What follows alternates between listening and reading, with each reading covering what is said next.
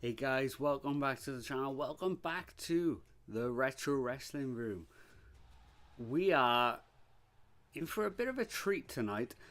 We have something that I never thought we were going to do. We have got REY FENIX apparently going to debut tonight in WWE. It's something I didn't think we'd ever see, but apparently he is here. He is now in WWE. We are a couple of minutes away from the actual show starting. I'm really excited to see what he's going to do in WWE. Obviously, his brother, Penta, has done an unbelievable job so far. Doing really, really well in WWE so far. You saw his incredible performance at the Royal Rumble as well. Looks like he could possibly win a title at Mania as well, so it's pretty mad, you know, considering we've been watching him for years now. We watched him in Lucha Underground, we obviously seen him in AEW as well. Yeah, I wonder what else we got in store for us tonight. We got what have we got all together? So we've got Braun Strowman versus Jacob Fatu. They are reigniting that feud. They obviously had that match at Saturday night's main event a few months ago now, I think. Naomi is in action tonight. I remember that. Motor City Machine Guns are in action tonight. The Punk, Roman Reigns, and Seth Rollins feud is still going on as well. That's been advertised for tonight as well. I haven't actually got the WWE site up there. 30 seconds to go, so it says on Netflix. But yeah, I think it's just going to be a talking segment between the that night one main event, Punk, Rollins, and Reigns. I can't see there being any matches involving the three of them. I mean, they did that last week as well. We obviously had the contract signing. That's when Paul Heyman said that Punk was going to be finally main event in a WrestleMania, which is ironically very similar to what he threw at MJF as an insult once, that he's main event in night one of a multi-mania buy one get one free extravaganza, which they may have to start doing because those ticket prices are insane for WrestleMania this year. Right, if you were watching along, we just got the Then Now Forever screen starting up. That is just about to start right this second.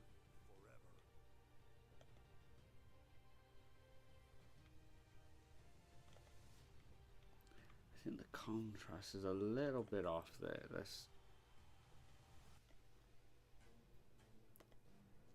think that's a little bit better. I feel like am I a little bit behind there? No, not sure.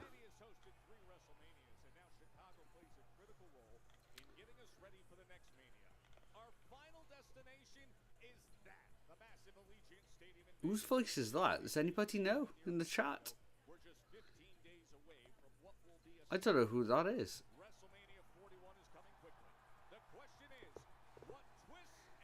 It sounds like a old school voice. That kind of sounds like a 1980s commentator style voice, that does.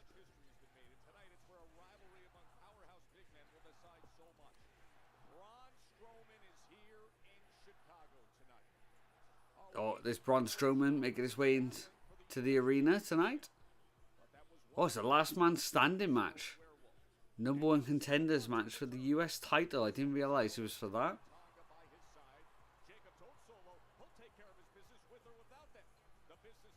There we go. There's Jacob Fatu with Solo coming into the arena as well.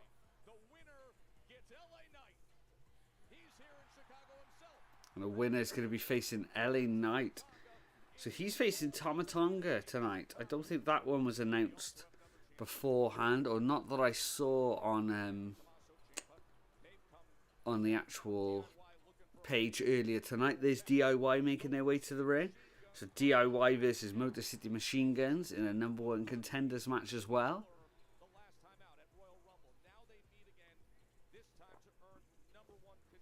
So it'll be interesting to see how that one plays out. B-Fab versus Naomi, that's right. I remembered somebody was facing Naomi. I couldn't remember quite who it was.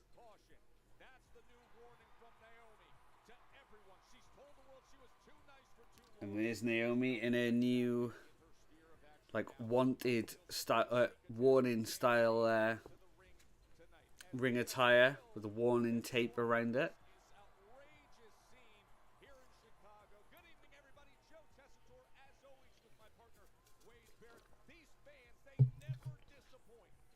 There's Chris Van Vliet in the background there.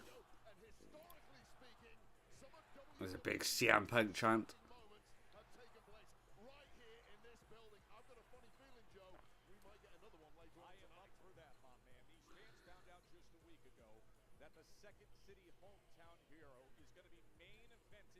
So Chris Van Vliet with some very good seats there.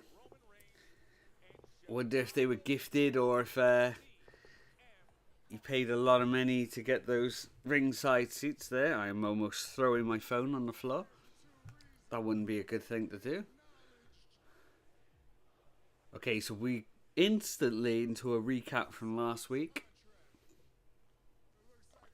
That is usually the trouble that I have with Smackdown.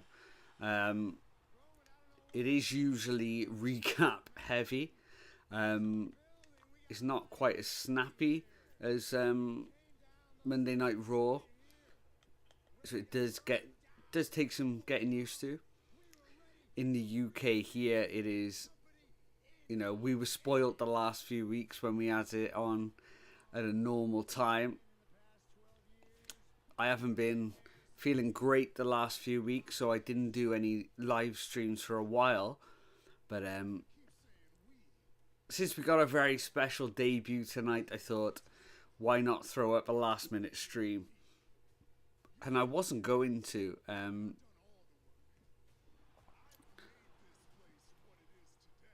It was very last minute, so I kind of threw this together really quickly, like got the pictures ready for the matches, which obviously we'll flick to as soon as they start.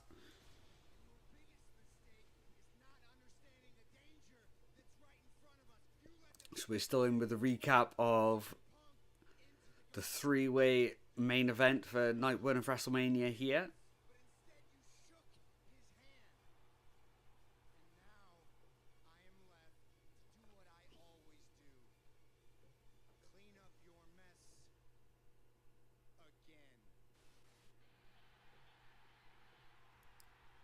There's no titles on the line for this match.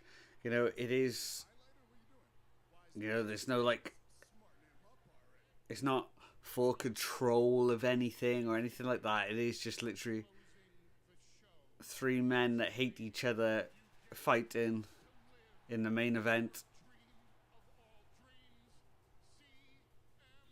And there's Paul Heyman telling Punk that he's got the main event.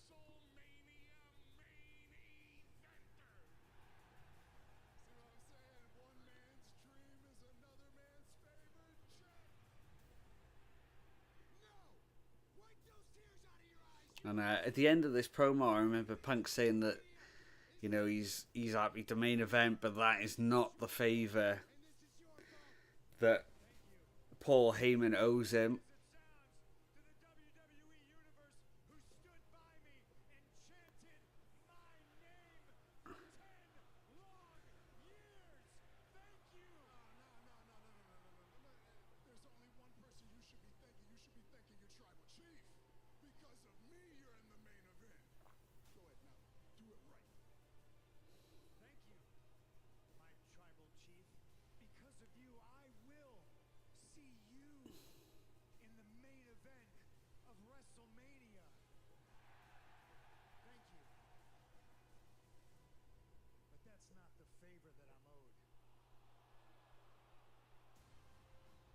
So Paul Heyman obviously hasn't told Roman Reigns what the favour is going to be. And we got to start with that 3-man to start the show tonight. I feel like, it's big CM Punk chant so far. And there's the famous static before Cult of Personality. So we will flick over the screen to get us ready for that particular match. There we go.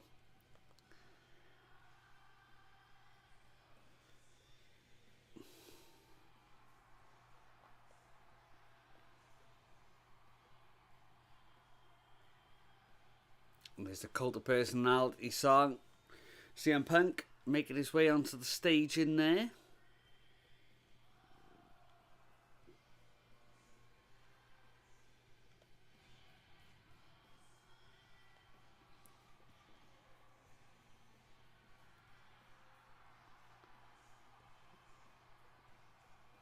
CM Punk running all the way down to the one side of the crowd there.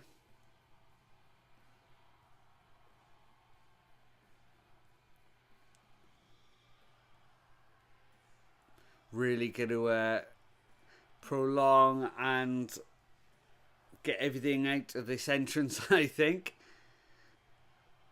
In no hurry to make his way to the ring tonight. Of course, it's in Chicago as well, isn't it? Of course. No wonder he's opening. No wonder he's going to milk it for all he's worth.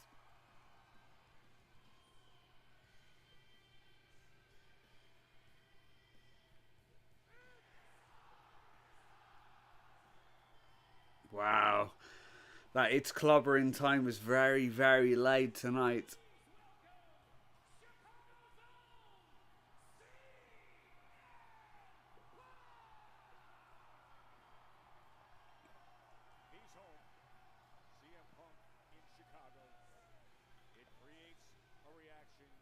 Seldom heard, seldom seen. Of course, this is where he returned to WWE. It's 16 months and a week since that shocker when Survivor Series War Games was seemingly going off the air and Punk arrived. You know, we're the odd men out in this arena tonight, Joe. We are the only people still sitting down. Punk standing on the barricade there. I told you this is going to be a prolonged one tonight.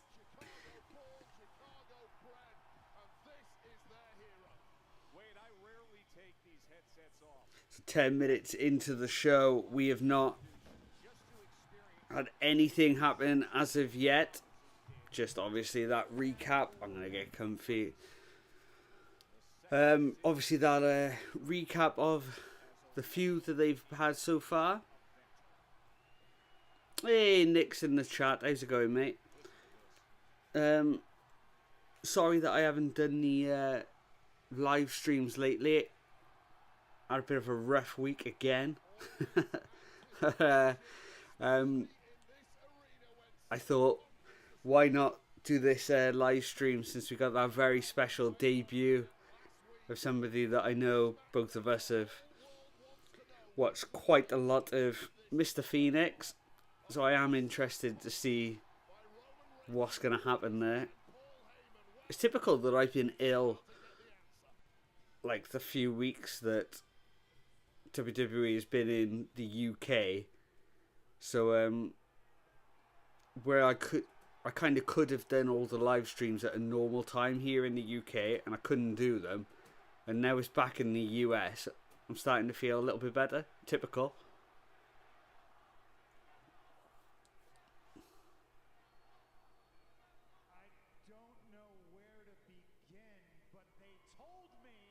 There he is. So he's starting it off. They told me that the best television audiences were overseas. Oh, I sure can, Nick. Real life sucks. Wrestling's way better than real life. I could make a joke about WWE making the people overseas sick. It sure did. Wipe me out. Okay, Punk is stealing the camera here. What is going on?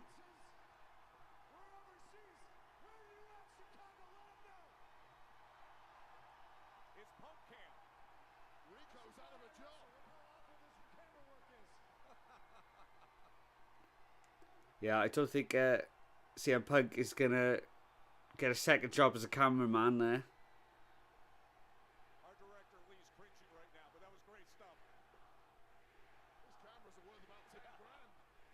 Be careful in there. You see, Chicago, that's why we don't listen to them. We don't listen to outside voices. Little fact. I'm not supposed to be here. Okay, CM Punk saying that he's not meant to be here tonight. What's this all about? Across hospital with a cord around my neck. I came out blue. They had to bring me back to life. I'm not supposed to be here. Okay, he's just talking about his career and his life rather than something that's happened like the last week or booking plans, which is what the route I thought he was going to go. I mean, he got a job as a pro fighter and he was very good, so he could be a cameraman. Well, yeah, I guess him holding the camera then was about the same length as that Mickey Gall fight, to be honest. 15,000 strong of my hometown friends and family. He did last 3 rounds against Mike Jackson, though. Mike Jackson not being the best fighter in the world and completely carried him so he could have some more ring time. When they tell you you're not supposed to be here, you say, well, who's going to make me leave? And that's exactly what I have done every single time I lace my boots up. Hell, every single time I go to the grocery store and they tell me you're not supposed to be here. I buy my groceries, I pay the man, and then I leave. And ladies and gentlemen, nothing has changed just because, and I don't know if you've heard this. Nick saying the Jackson fight was worse. At least when Mickey lost to a guy who had a UFC run, Jackson was the second worst fighter I've ever seen. Yeah, I mean, Mike Jackson, he's, you know, obviously he wasn't UFC caliber either, nowhere near it. But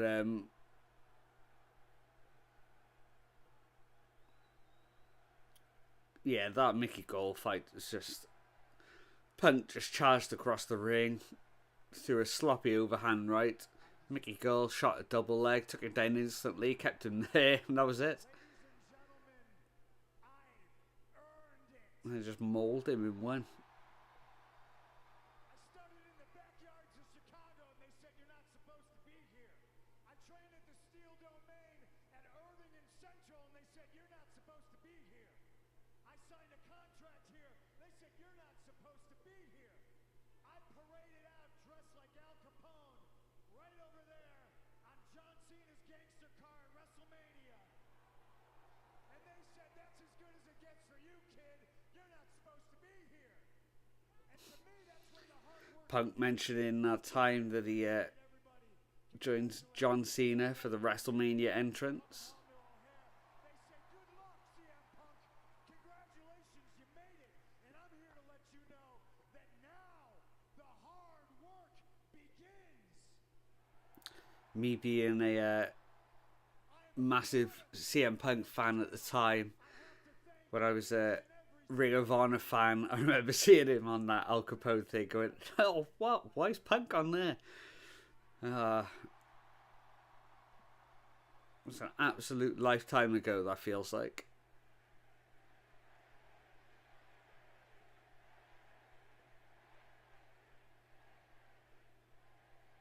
Probably going to be a little bit mad at me for that, but I know somebody who's not going to be mad at me. Nick said, I guess being in other Mania's entrances is like being a young boy for New Japan shows.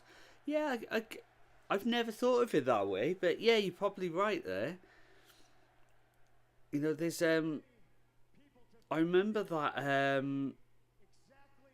I can't think what WrestleMania it was off the top of my head. It was a Triple H entrance and he had 3 women come out, and they all had like gold masks on. And then years later, you found out it was like Alexa Bliss, Sasha Banks, and Charlotte Flair. You know, before they'd all debuted.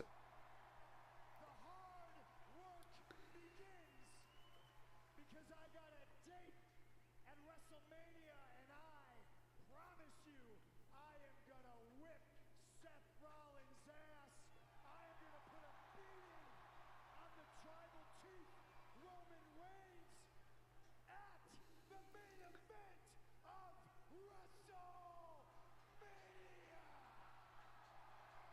Big fired up promo there from CM Punk. Oh, there's a very familiar voice. Mr. Paul Heyman is in the house.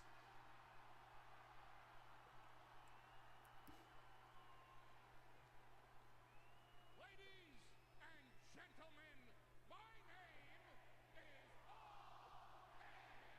I just got into Chicago. I apologize for being late. It was no disrespect to the second city, and I assure you, I absolutely positively assure you, it was no disrespect to my best friend in the world, the second city saint, the best in the world.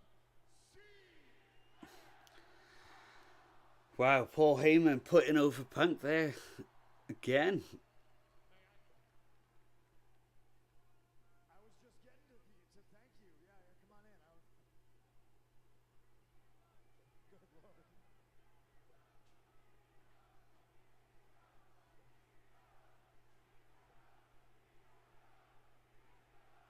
You can't escape.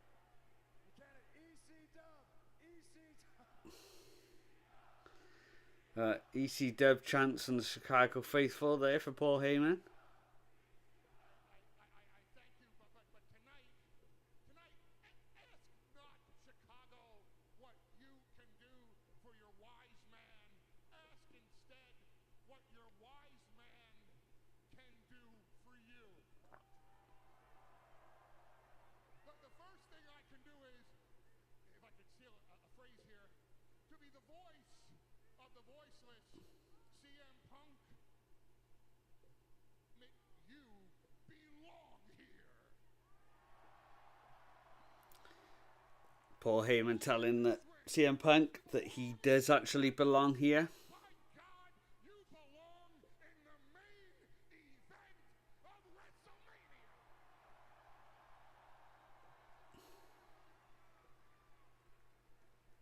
The last time the two of us were standing here inside this ring, See the thing with come on then. Come on, Mels. Jump in. Good girl. Yeah, the thing with these Smackdowns, like, even with these promos, they jumping all around now. They're never snappy enough, are they? Sorry. They're always despite the fact that you whipped his ass and won, the beating that you took was so severe, they always just never coming back. everything is so prolonged. TV remote. It's 4-on-5 at working. And my tribal chief is in trouble. And I don't have another way out, and I have no one else in the world to turn to. And then Paul whispered of Night One. Yeah, he did. Yeah, it's not quite what I call the main event. It's like a main event. It's weird, isn't it? The bloodline, you deserve all the credit in the world. And for that, I thank you. And I have, if you'll indulge me, one more favor to ask of you. Oh, Mel, stop Another favor. sticking your head on the screen. Come over here, kid. Stockpiling favors, ladies and gentlemen. What can I do for you? Come on. Please tell me the favor that I owe you right now.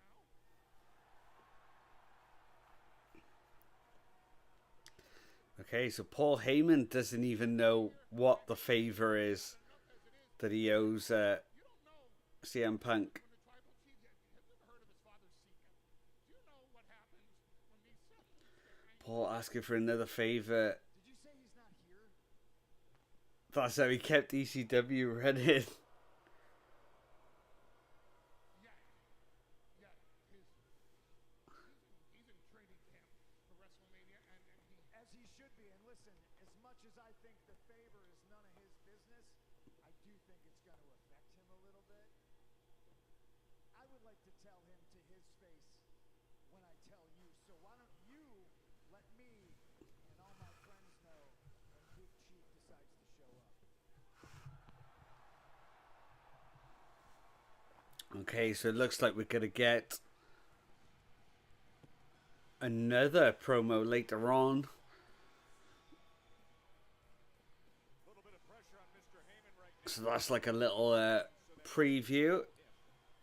And then we're going to get one with Roman Reigns and Seth Rollins later on, I'm guessing. That's what that feels like.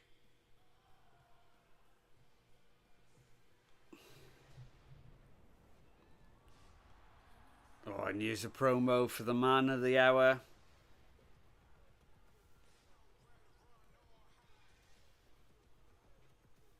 Rey Fenix. Promo. It's weird. It's so strange. You know, for the WWE fans that have never seen Rey Fenix before, they are in for a treat. So he's going to be debuting, up next as well. Just behind the camera, I couldn't quite see it, but I think that's what it said. We had an opening promo to set up a main event promo. We sure did.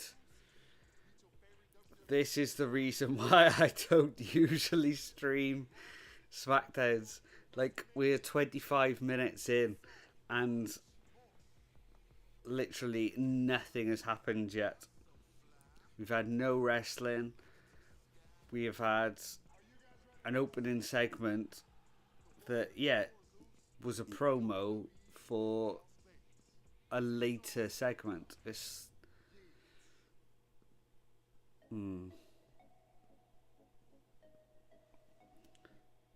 Like, for me, it's just unbearable for me.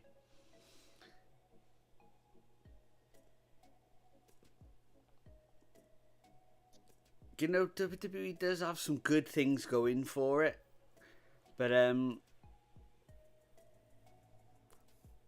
for me, the weekly shows are just, and I like, people who always watch these live streams or watch my interviews and things, they'll know that I genuinely am, like, very positive. I don't try and dwell on the negatives at all. We've actually got a funny interview coming up that's already been recorded where I asked somebody to try and say something positive about somebody that I know that they don't like. And you'll have to see how well that went down. But I always do try and see the positives in things. I don't try and dwell on the negatives, because... And I see these reaction videos sometimes, and they're so over the top. Like, I saw one the other day, and I just find it too embarrassing. Maybe I'm just too old for that. You know, I like doing these live streams because I like talking about wrestling, you know? But the whole shocked face where they're not actually shocked and you can tell they're acting, I could never bring myself to do it. It's just too naff for me. And then on the other side of things, you've got the grifters, you know, who are just always angry and they're looking to be disappointed by wrestling. I don't understand that either.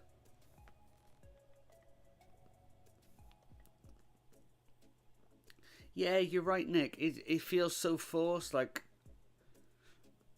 I'm not going to throw the poor person's name out there. I almost said the gender then, which kind of may give you a clue which way it is. So I'll say person. And yeah, it was so over the top. It like annoyed me. It's like, why am I getting annoyed at somebody's reaction? Hello. But yeah, it's because it was just so fake.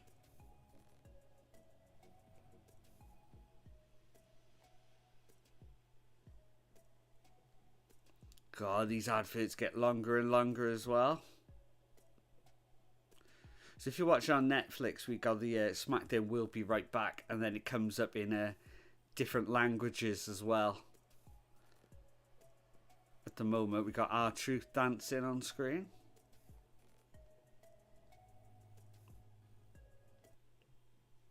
And there we go, is the black screen.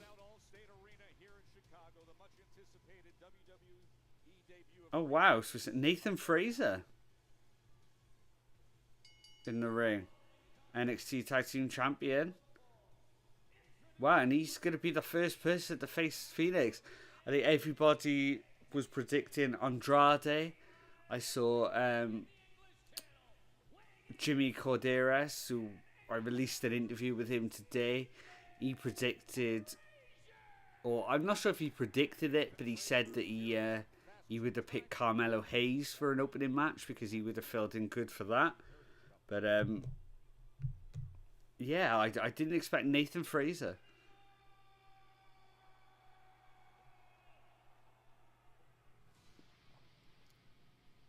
I feel like the reactors see something and then rewind to react. That's what it feels like. So let's see if this entrance is anything like the Penta one. Is it going to be just as memorable?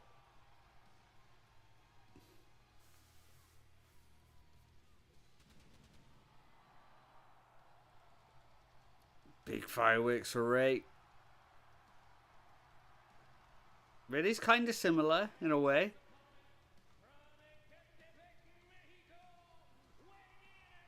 He's got a different mask as well. Or is that going to be a mask on top of a mask? Is it going to be one of those deals? Yeah, because he's actually got the chin part filled in on this mask.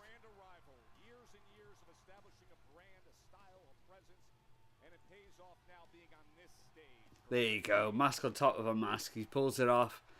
There's the mask that we recognise from Mr. REY FENIX.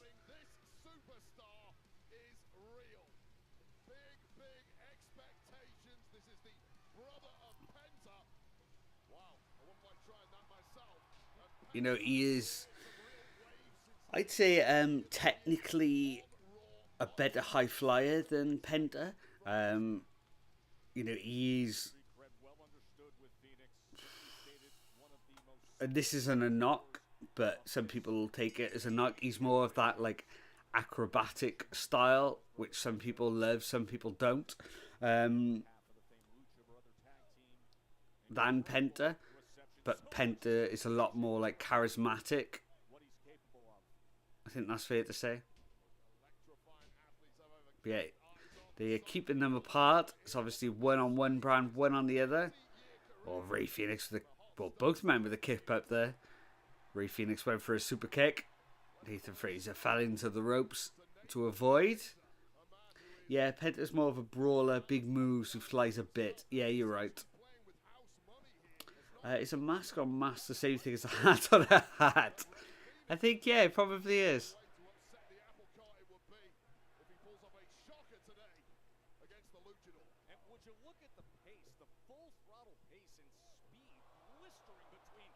Oh, big hook kick from Penta to start off. Oh, quick roll up. No, only a 2 count. Wow, I like that pin attempt then.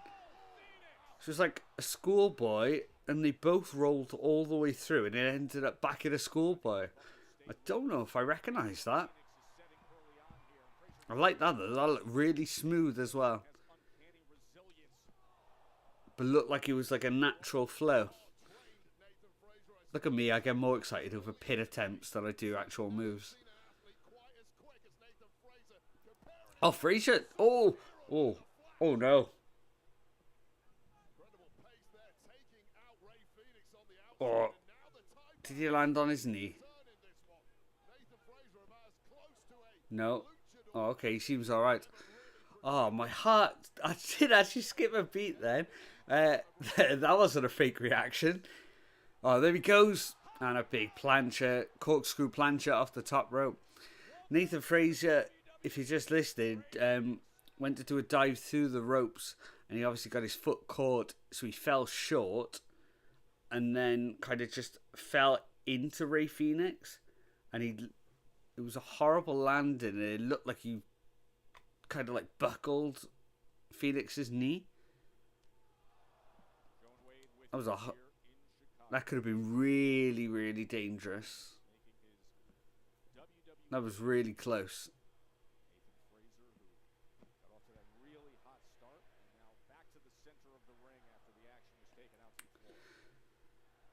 So Rey Fenix, we've seen the obvious high-flying brilliance already in this match. It's weird hearing this commentary. Obviously, we're in a break now in the on Netflix, but they're actually still with the action here. The commentator, I didn't catch his name. Oh, I did catch his name. I've forgotten it already. The one who's with Wade Barrett or Stu Bennett. I'm not quite sure even what they call him these days. He's very different for a WWE referee. He's got such a low tone in his voice. And he doesn't shout at all. He's very very conservative with the way. Joe Tessiter, that's right. They did say it. I'd forgotten already. But yeah, he's very different for a WWE referee. He's almost like an old school throwback. He was great at doing boxing and American football. Okay. I'm sure I do know that name, so maybe I have just seen it on like boxing and stuff. But yeah, I'm not saying he's bad at all, but it's just very strange for WWE style commentators. But I guess that's good that he's different, you know. Because this kind of goes into that fake reactor thing where if it feels fake, I don't enjoy it. That's why I can't get into the style of commentary that Pat McAfee does. Because I feel like it's too fake. I feel like it's too forced all the time. I know a lot of people love him, but it's too forced for like my style. So maybe I will like appreciate this guy a bit more because he's like the polar opposite. I think he often got to call big fights in the USA when they aired on international channels. That's probably where I do recognise the voice more so.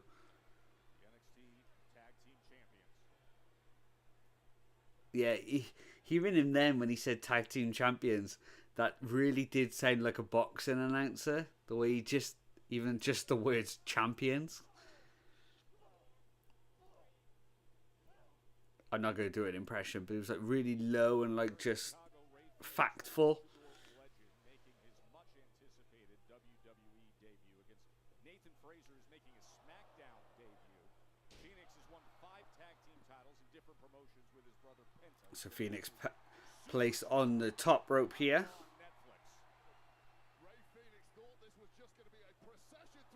Oh, Frazier's jumped up to the top rope as well. Oh, moonsault off the top. Oh, he's run straight back up. Oh, and a superplex. Oh, but he's held on. Oh. Neck breaker as well from Frazier.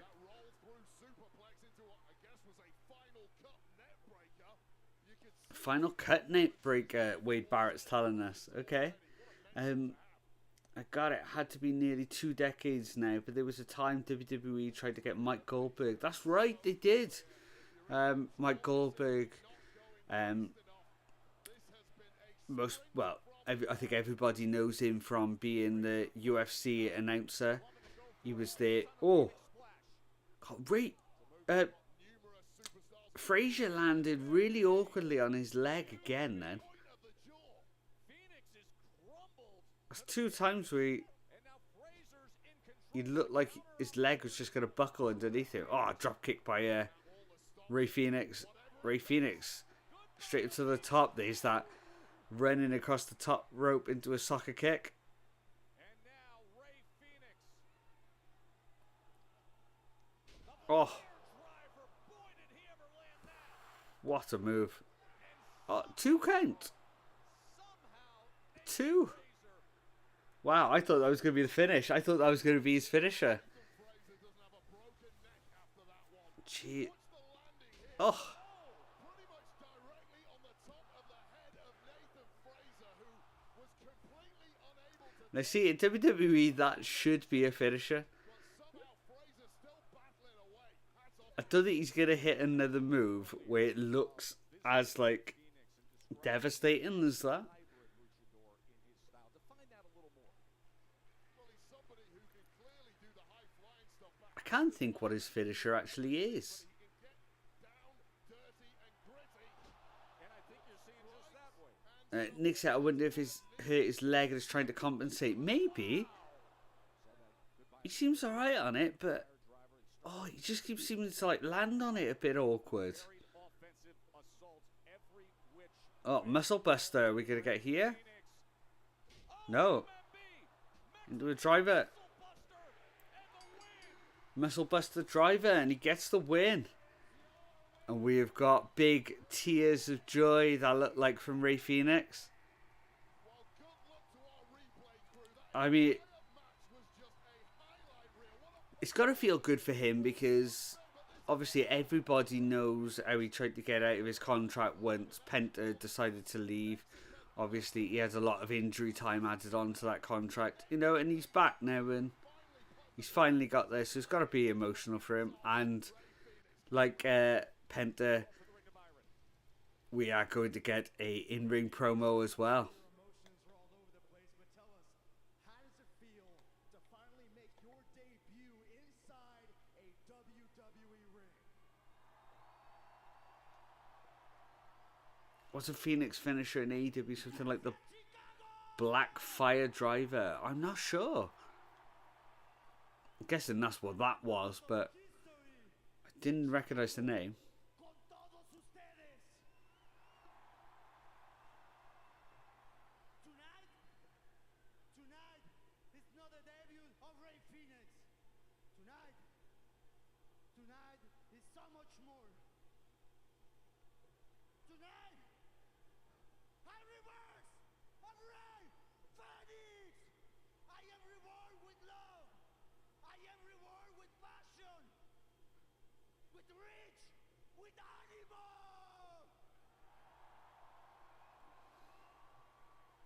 I waited my whole life to say this. I am WWE Animo. Rey Fenix saying he waited his whole life to say this. He is WWE.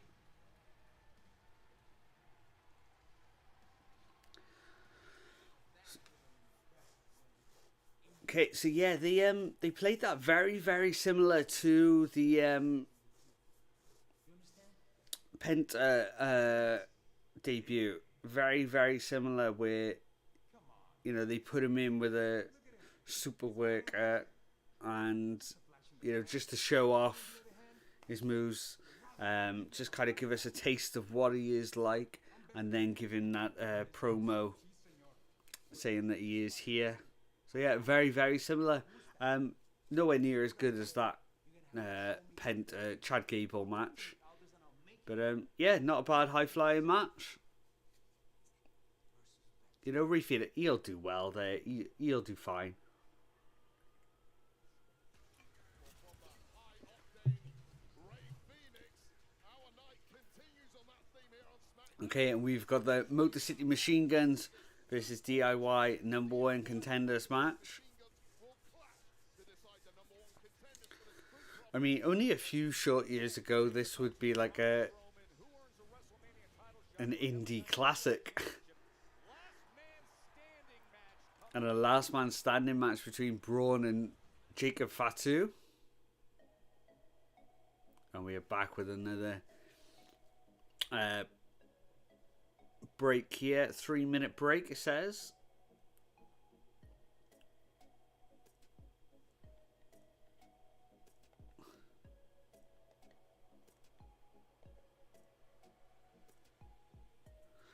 Yeah, on the just to update people with what's happening on the channel at the moment. So we obviously was it last week? No, probably a couple of weekends ago now. Yes, we didn't do one last week. Our latest 5-star review, we released the Toni Storm versus Mariah May match. That was really fun to do. That is live up on the channel, and I've done a lot of interviews as well. I'm really enjoying doing that. I've actually recorded 4 interviews this week.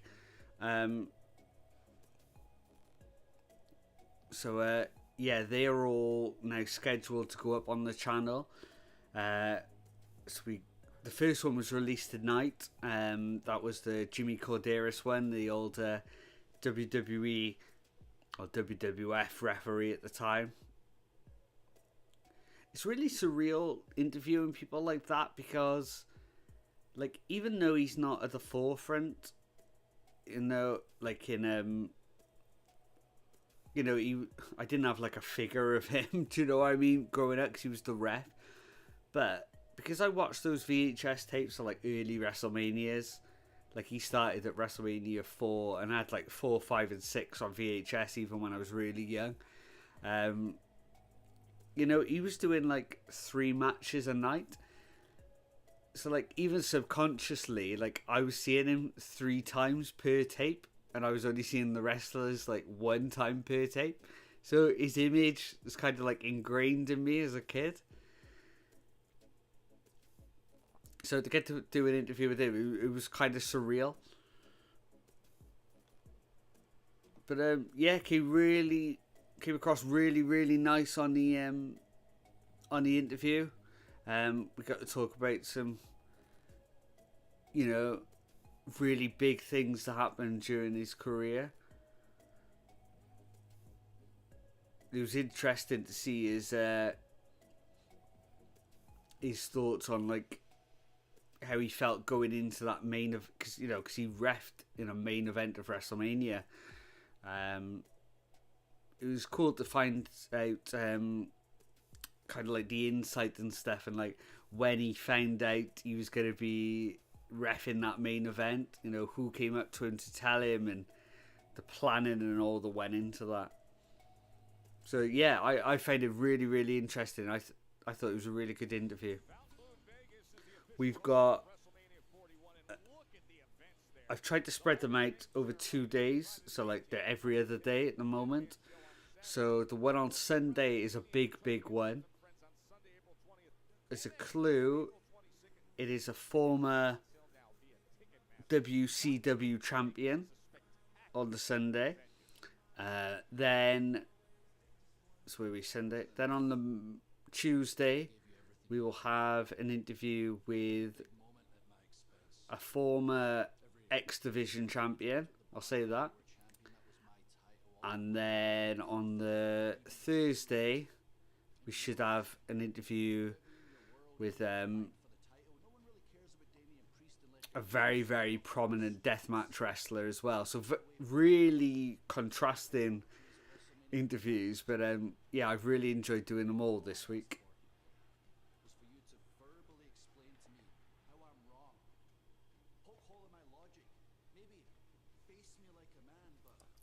So we are back here now. This is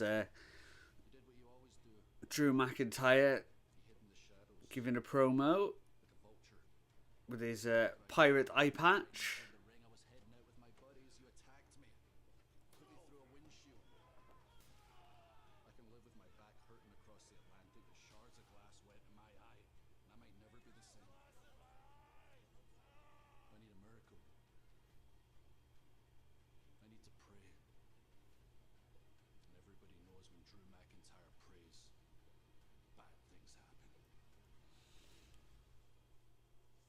Drew McIntyre there saying, Let's take you back to last Friday at the O2 in London. Strowman was looking to catch he had glass in his eye from that attack, and when turned up and does what he does best.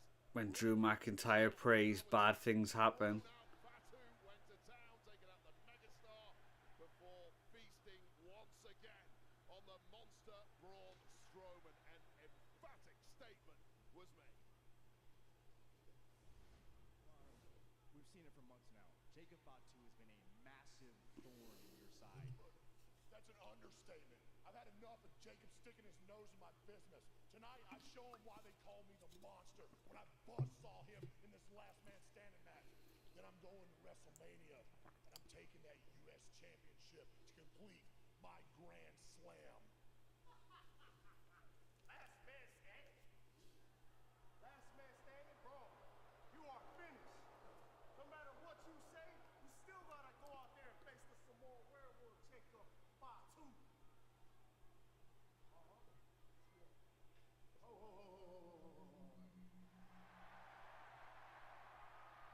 Do not waste your energy on this pumpkin head bumping his bacon lips about stuff that's got nothing to do with it. What you need to do is get your boys in order, and my man, you need to keep your eyes on the prize. Yo, Knight, you got a lot of balls coming over here talking to you. Oh, you ain't lying. They're gargantuan. Don't worry about that. Yeah! You should be worried about me tonight. I am worried about you just a little bit. Because if you want to make noise, make noise. Because you're about to make a lot of noise out there. You're going to go, yeah. Because I'm going to be stomping your ass out. Now, if I can go ahead and get a referee out here, why don't we go ahead and remind this dummy exactly whose game this is with everybody saying. So we got LA Knight coming up next.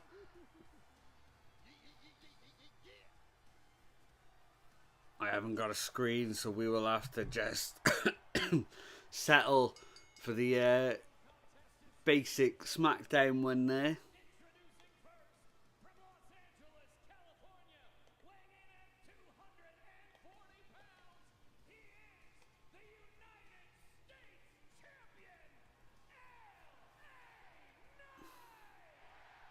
It's coming up next. Tama Tonga against L.A. Knight.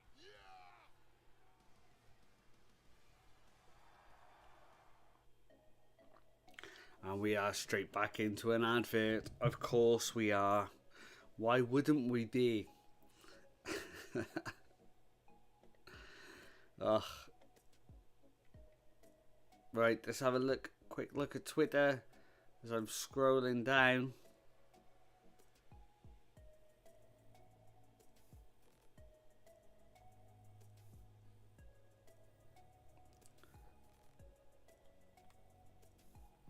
Is there...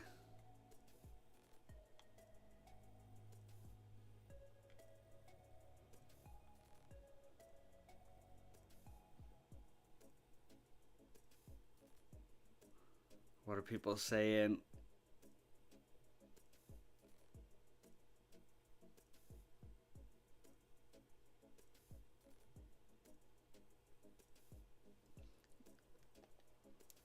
Okay, a lot of people are saying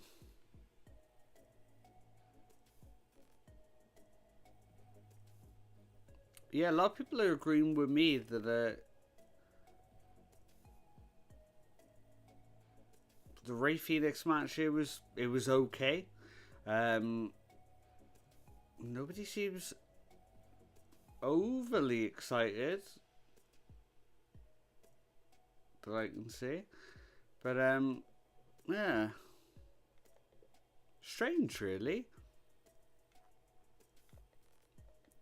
Everybody's saying that the other move should have been the move that finished the match, and I can't help but agree. It just seemed like such a better finishing move. I don't know why they didn't do it that way.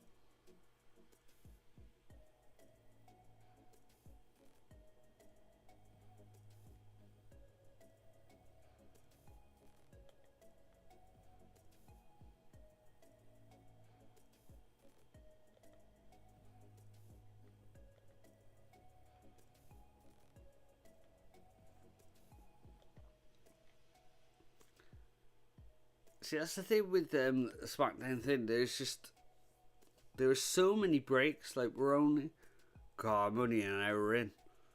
I'm already struggling with the show. What can you say? I am looking awfully red in this camera. We're gonna have to sort out this contrast a little bit. I feel. Am I going the wrong way?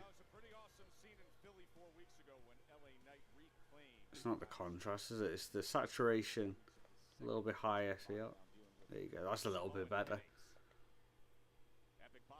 Is it a bit more grainy now? Nah, that'll do.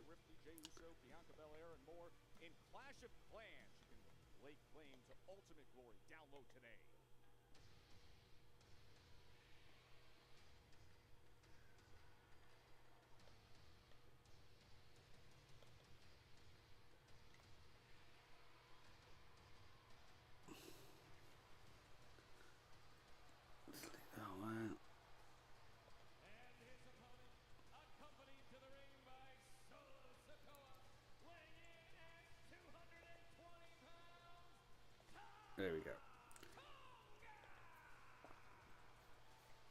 So Tama Tonga making his way to the ring here. This is only his 5th singles matchup of his Smackdown roster career. Last singles match was actually against LA Knight. Okay, his 5th singles match they just announced. What we have learned about Tama Tonga since his debut here in WWE is that wherever Tama Tonga goes, carnage swiftly follows. There's a reason this guy behind the scenes is nicknamed the Tongan Terror. LA Knight may have bitten He's known as the Tongan Terror. even more so with Solo Sikoa prowling around the outside of the ring for this one. Yep, that tends to be an issue. We will see if So LA Knight here in Chicago. against Tonga Toa. Tonga Toa. Tension of LA Knight right off the bat didn't work. That's Tama Tonga even. As Knight was able to parry that big left hand that Tama thought he didn't see coming, and then delivers the elbow early on. And look, I think it's pretty obvious that I'm a big fan of LA Knight. If I had to criticize the United States champion, it would be that his confidence at times borders on delusional. Big vertical suplex there. Almost like a snap version from That he is in major LA Knight. danger in the ring with Tama Tonga. Even more so with Solo Sikoa. I mean, in terms of confidence, we are dealing with a man who described gargantuan onions prior to coming out to this arena floor. I don't think they were onions. I think they were watermelons. But Tama Tonga looking for a belly to back suplex. Oh, lovely. That was really well delivered as well. Would you believe Tonga Loa and LA Knight were a stable together? Able to kick out with ease. The megastar here, Is that TNA? no matter where he goes, big boot lands. He gets a incredible reception. We saw that throughout the Europe tour. You see the 2K25 ratings. Knight coming in at an 88. Yeah. Oh no. the scale for the megastar. Where he goes, we get Yeah, vaguely remember. Maybe my head is trying to get me to forget. As soon as you said, I never thought of it before, but as soon as you said it, I was like, hang on, that does sound familiar now. Tama. So effective, he just rolls out of the ring. Oh, Out onto the floor jump through the rope. and face to face with Solo Sikoa. Solo Sikoa just lurking menacingly at all times. Just caving in the front of our announce desk. Oh. Slamming his head into it. The megastar needs A few quick slams into the announce desk there. I think it was called the. I can't read that. Servant led by Drew Galloway. I think it lasted 2 weeks because, well, it was TNA. Yeah.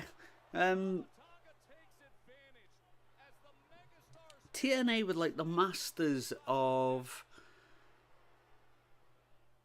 either giving up on an idea after like a week, like you said, like 2 weeks and it was dead, or something like the Aces and Eights, where it lasted for like what felt like about 4 years. They never had like a happy medium. Everything was either way too long or way too short. Taking advantage on the floor, just beating down the U.S. champion. Yeah, not a question of if, but when Solo Sikoa would involve himself in this matchup. And at this level, it really is a game of milliseconds. Matches are won and lost in the blink of an eye, and that momentary distraction for the United States champ LA Knight was enough to put Tama Tonga firmly back in control.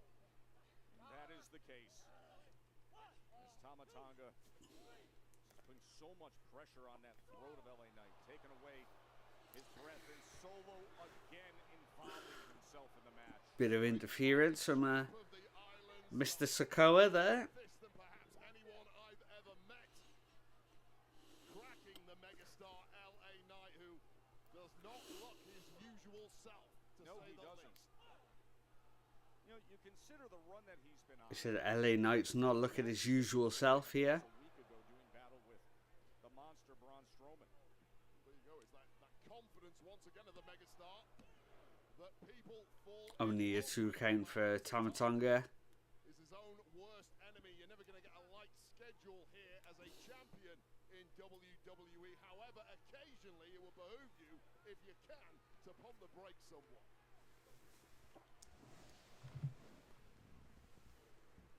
Oh, there she is. Crowd here in Chicago looking to rally support for LA Knight.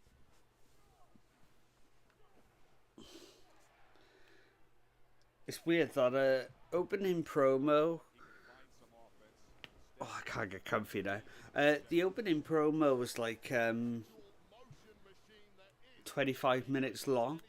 the sting completely taken out of the tail of the United States champion, thanks to the It seemed to go quite quickly, at least. But like it was still like 25 minutes long. And now everything is dragging and feels like it's just coming to a screeching halt. This is where Tama Tonga is so devastating. Once he's got the upper hand, gives you no breathing room whatsoever. The entire body Oh, back rake for Tama Tonga. from Tama Tonga. Don't see a lot of back rakes these days. That seems like something that's kind of been lost to time. Slowly squeezing the life out of LA Knight. And the thing with these breaks, they just slap on chin locks for 3 minutes as well. That's the trouble. Smackdown is 3 hours to fill at about an hour and a half worth of ideas. Yeah, I don't know if I'm going to last the 3 hours, to be honest. Because that first hour, I've already seen the debut of REY FENIX. Right now they are seeing LA Knight and Tama Tonga. Tama Tonga has been in control ever since the interference on the outside from Solo Sikoa, creating a distraction. But now the megastar is trying to fight back. You know, they just haven't got enough to fill 3 hours, have they? Right, LA Knight off at your peril. Picking up the speed. And a 2 count.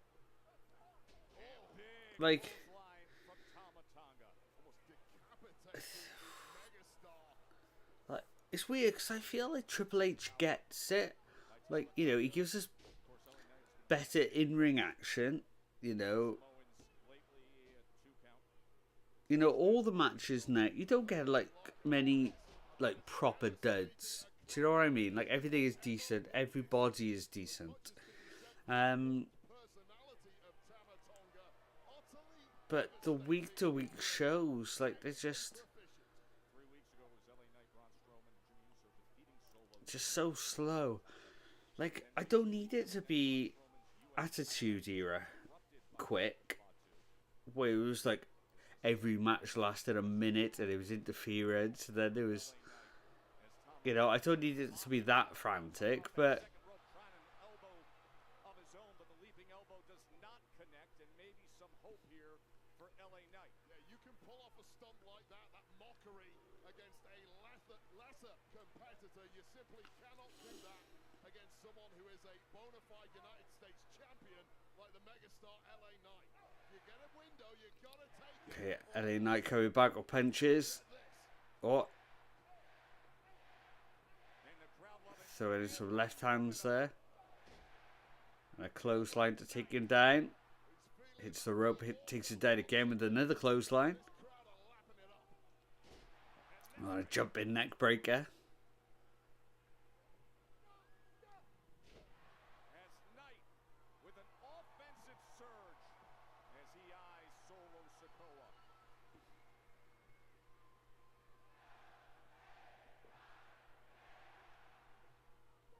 And drops the elbow on Tama Tonga. Problem is we have too much time to fill. SmackDown's 3 hours, Raw's like 2, and yeah, doing what is going to lead the pattern. Yeah, that's it. I mean, I think the shows would be so much better at 2 hours. Oh, Sikoa went for a clothesline there. Oh. Tamatanga almost stole one there.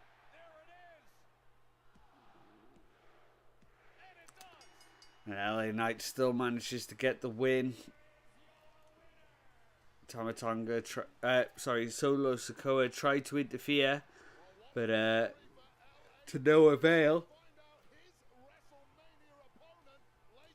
So LA Knight is definitely going to Mania. He is going to be facing the winner of that last man standing match tonight. Has CM Punk given you... arrived and now you're bothering me? Understood, but I just want to know if CM Punk has given you any indication further about this favor? No, and I don't know why that he has to give me an indication. Because no matter what, why am I telling this to you? What? Come here. Look at me. Ladies and gentlemen, I'm saying this for the record. CM Punk, I'm on record saying this, okay? No matter what the favor is, my answer is yes. Okay? That's it. That's it. Okay, here's the Paul Heyman. Give it a promo in the parking lot, and the car has just pulled up. Paul Heyman saying that whatever the favor is, the answer is going to be yes. Oh, it's Seth Rollins coming out of the car, not Roman Reigns. Paul Heyman thought he was going to be. Come on, cheer up. You're not happy to see me? Oh, you were expecting the other Shield guy, right? God. You look horrible. You look awful. I've seen you in a bad way before. This might be the worst I've ever seen you. You look like you had a horrible week. On the other hand, I had a great week. You see, once I got away from this big CM Punk main eventing WrestleMania celebration, I was able to gain some perspective. I was able to formulate a plan. And you know what I was thinking, though, Paul? This favor thing, man. You really dug yourself into a hole here, huh? So Seth Rollins rubbing it in. Tried to twist the knife a little bit further there. Trying to get under Paul Heyman's skin about this favor.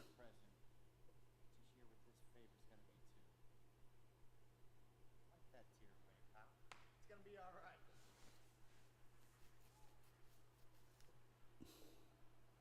Remember, Punk told Heyman that he's only going to reveal the favor to Roman's face. That's Charlotte Flair's music? It is.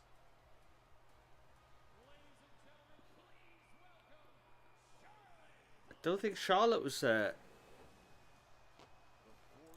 announced for the show beforehand either. So she is the Royal Rumble. That's definitely an outfit. It's definitely a look. Not quite sure what that look is, but it is definitely a look. Fireworks go off there for Charlotte Flair. Be the man in the middle of it all. Tiffany and Charlotte Okay, so we got a Tiffany and Charlotte You feel that, right? promo before Mania. This is really cool. I hope you're not scared. Here we go. Manuia. The princess, the queen, the goddess has arrived.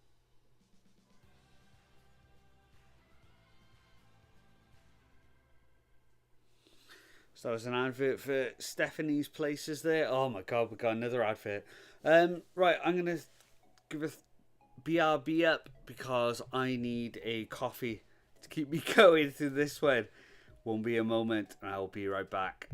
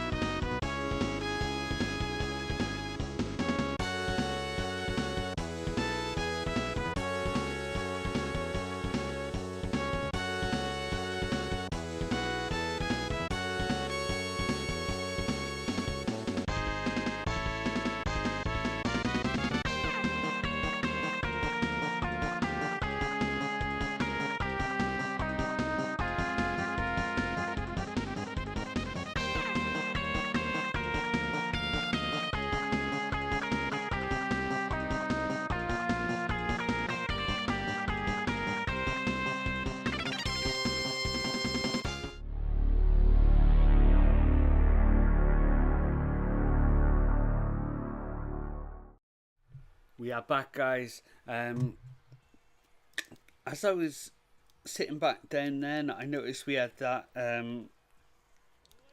another teaser trailer. I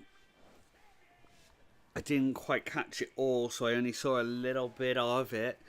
Are we still guessing that that's going to be Aleister Black? Or Malachi Black, whatever he is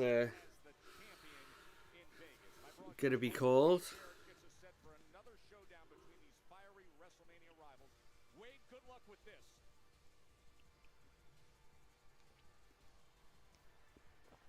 So, Tiffany and Charlotte both wearing very fancy looking black outfits tonight. Now, due to the heated nature of recent interactions between you two, I have been volunteered to moderate this interview. First, please let me welcome the WWE Women's Champion, Tiffany Stratton.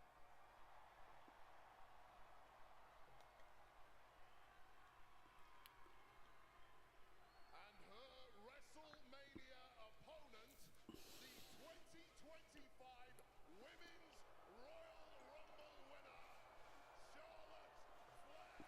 Charlotte Flair. Charlotte Flair getting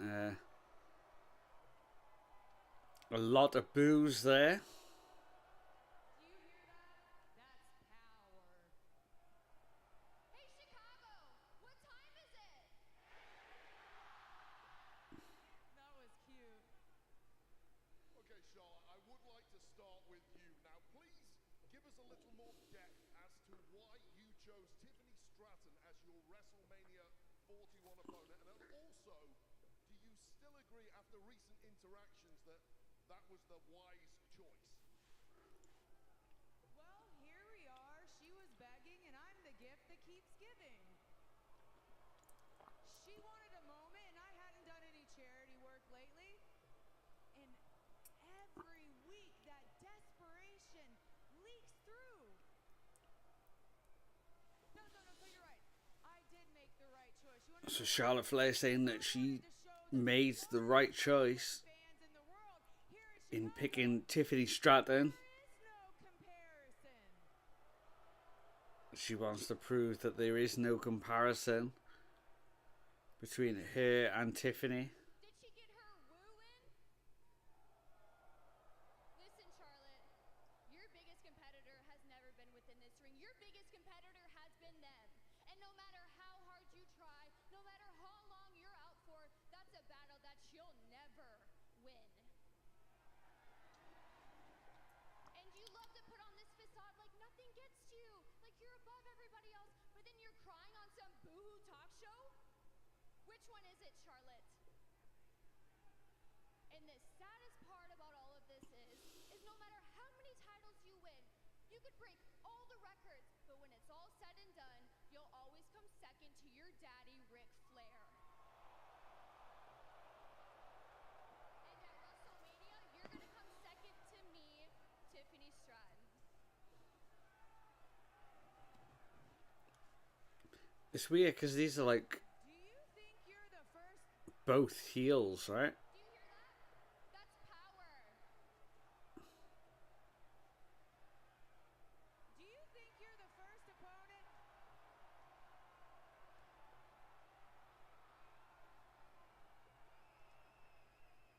Chicago.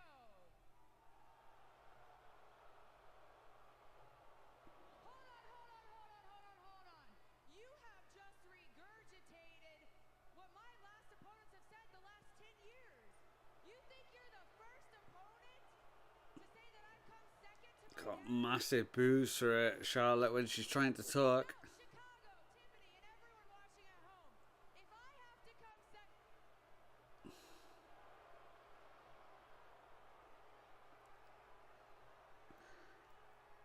The thing is with this, it feels like genuinely awkward because it feels like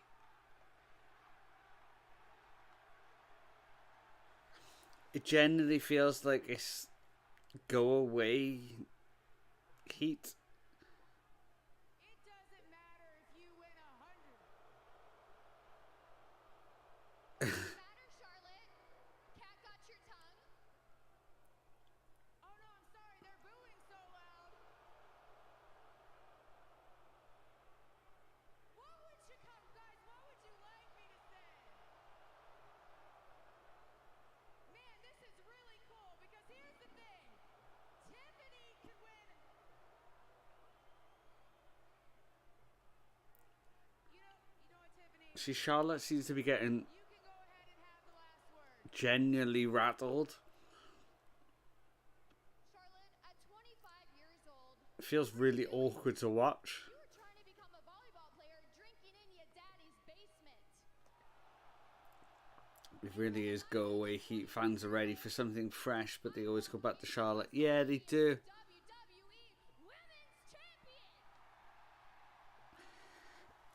WWE Women's Champion. You know, whether you like her or don't like her, Like I've gotten to you, Charlotte Charlotte. Flair is somebody that The record maybe I feel like desperately needs, if she does want to continue wrestling, she desperately does need to like go to a different federation, because it's got to the point now. I'm trying to find like a comparison. And for 16 more days, you get to call yourself WWE's least favorite Nepo baby. Congratulations! Queen! Nepo Queen! Number 1 Nepo baby!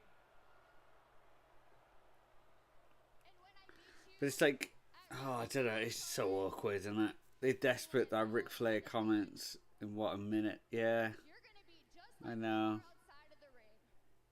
Alone. What is that record? Like what?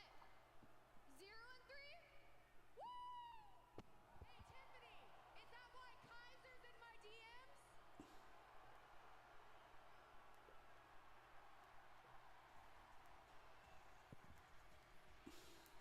Sums it up.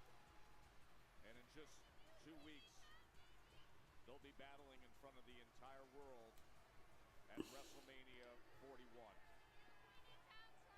Yeah, that was awful. That was beyond awful. Coming your way in Vegas. Oh, now she's holding up the title belt the wrong way. That kind of summed it all up, really. Problem is, if she would work anywhere but WWE. Everything about Charlotte for her matches, the promos, even look as WWE. Like, I couldn't see her in Stardom. No, but she either needs a break, like a long, prolonged break, to make the crowd like miss her, or she needs to like go somewhere else. I feel like, because she's done everything in WWE, you know. There's not a lot else that she can do.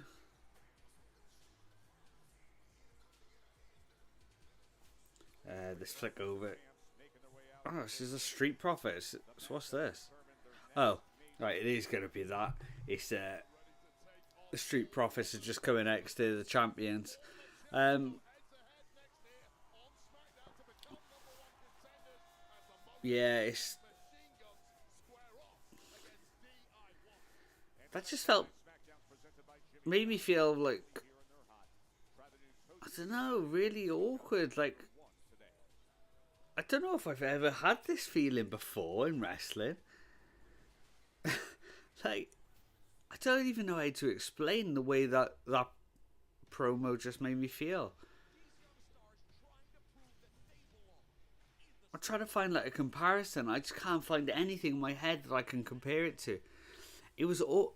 The only thing I could think of, it was almost like a comedian set that's bombing, and like you could almost like see in their eyes that it's not working, and they're panicking and they don't know what to do. That's the only thing I can think of to compare that promo.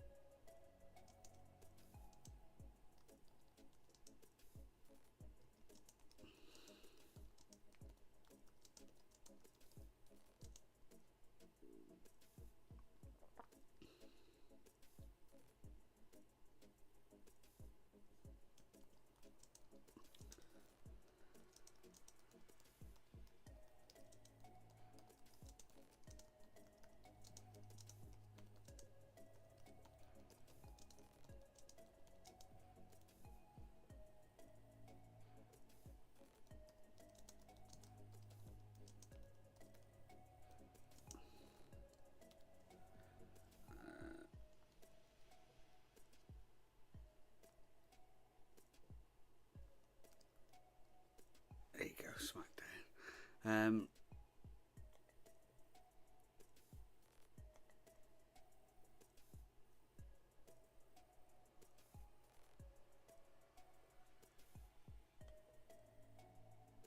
oh, you know what it reminds me of? Shane Douglas in Extreme Rising. He came out in his hometown expecting cheers, got booed, and cut a promo going, "I work you, you don't work me, Marks." Oh. Amazing reference there.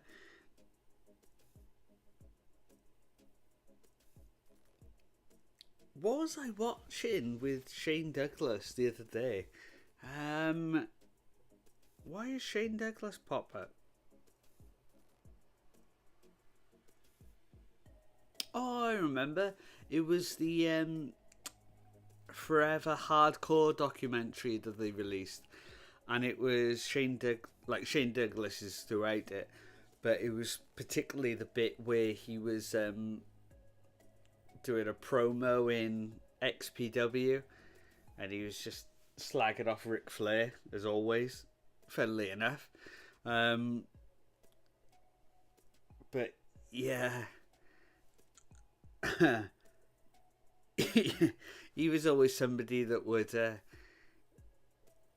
get rattled by the slightest thing as well.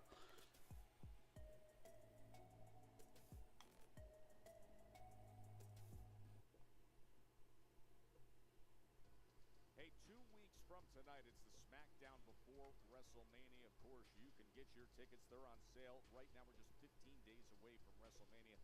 That ends at 8 p.m. local, by the way, so 2 hours later, you got plenty of time to get down the street to Fontainebleau and get to the Hall of Fame ceremony. You can do 2 events in one night. You can get your tickets now for both events, but Smackdown from Vegas 2 weeks from tonight.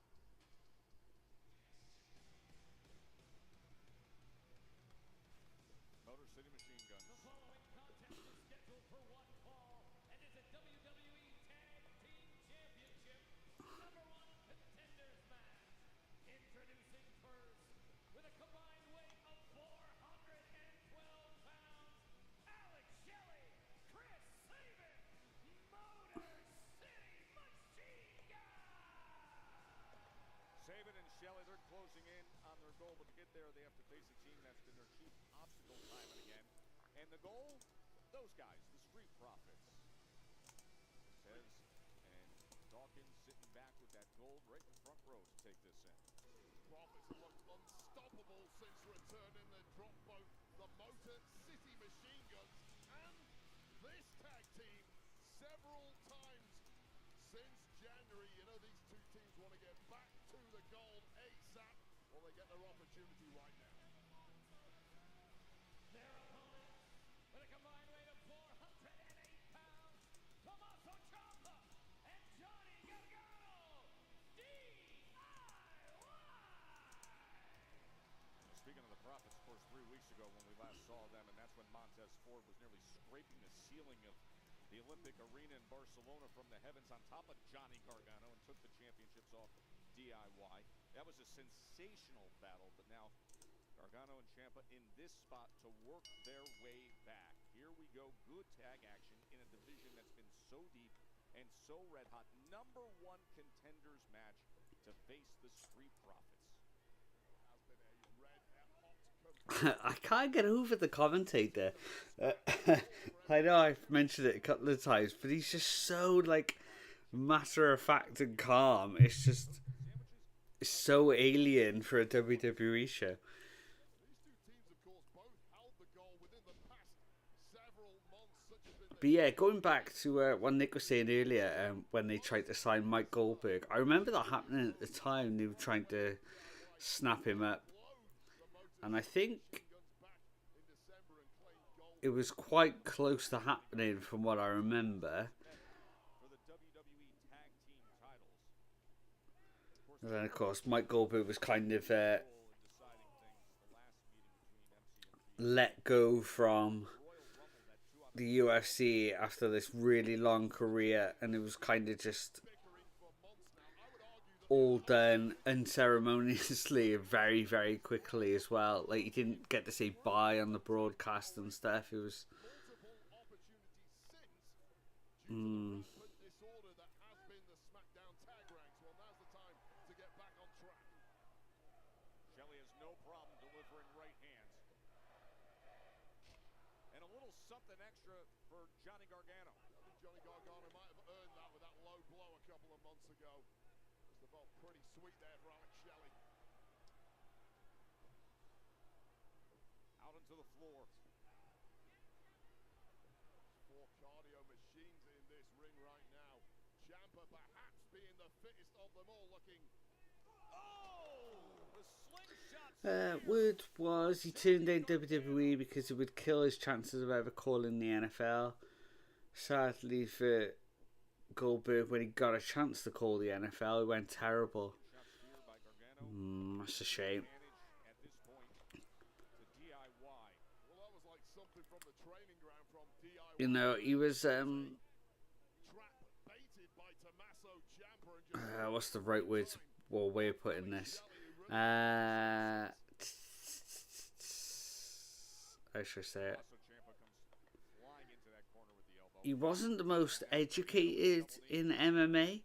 Between both of these teams You know, like the people they've got now. off the charts. God, this crowd is just dying, isn't it? Machine guns for about 20 years together, and DIY for about... It's not into this at all.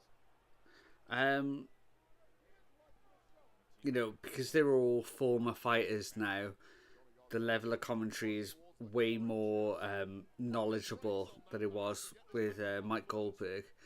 But he still did have a lot of classic calls. You know, and him and Joe Rogan, that was kind of the sound to the UFC for a long, long time, those two together. Stops the brutality of them. That is the issue of slowing down the pace when you're in there with someone like Alex Shelley, as Johnny Gargano was tending to do there. If you have the upper hand, make it count. That is not historically something we've seen from Johnny. He and Joe would get so hyped together. Yeah, they definitely would. Although in fairness, it did indeed take him You know, and there's so many of those classic fights that I can still hear his calls for now. You know, they've just become ingrained in my head.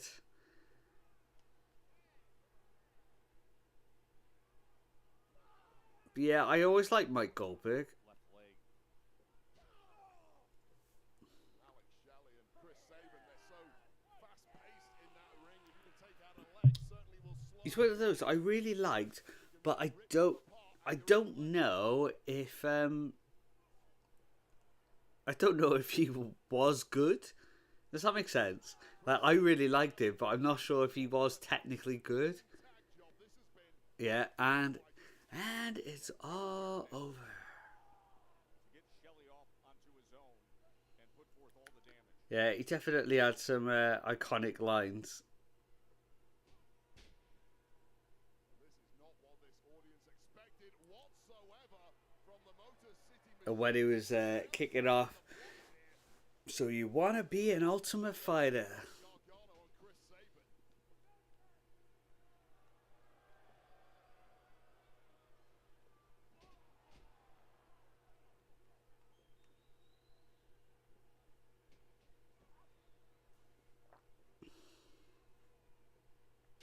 Oh, a neck breaker there from Shelley. Oh, and I just heard the was that Jessica Morgan 33? Thank you, Jessica. It's just subscribed to the channel. It's just come up there. Thank you very much.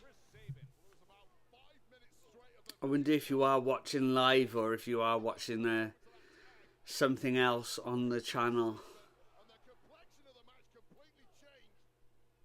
How about Sabin breaking loose against both? Because I wasn't watching the OBS screen then. I was actually watching like the Netflix screen. I've got it set up so I can watch it. Sometimes I look at the wrong screen. I just heard the noise come through, so I don't know if the little ticker down below went up before that actual noise came in. But yeah, thank you, Jessica, if you are actually watching. The Motor City Machine Guns.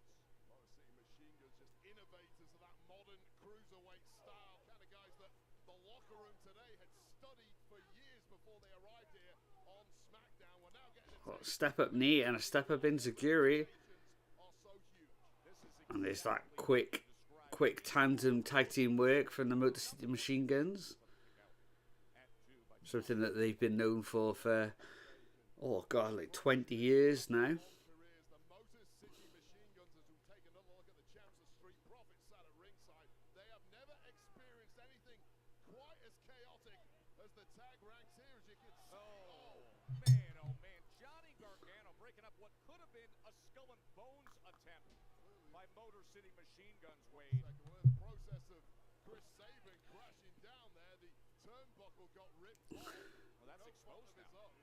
That top turnbuckle is completely off, Oh, and it's an exposed top turnbuckle. Oh, he tries to ram his head right into well, it. you could see what Ciampa was doing with that high ring IQ. There's the roll up. Almost backfired on him, taking the referee's Oh, what a big knee. attention away and trying to use that exposed turnbuckle. Those knees right to the lower back. Hooks the leg for the win, and the kick out.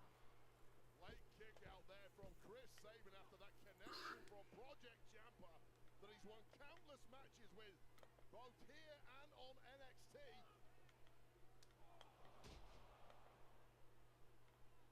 For the win. Coming in to make the save is Alex Shelley. Oh, I clicked on the wrong thing there. There we go, let's get that back. For DIY. We're seeing the greatest hits of DIY right now, but it's not been enough thus far to put away the Motor City Machine Guns. And DIY with the quick tags here. Trying to cut off the ring. the end is nigh, Joe. Remember, meeting in the middle backfired last time they went for it. Oh, and getting out of Oh, the way. they almost collided into each other there. Switch. I don't know how Chris Sabin is still Oh, they finally do. Uncanny ability to go Shelley back in. take advantage.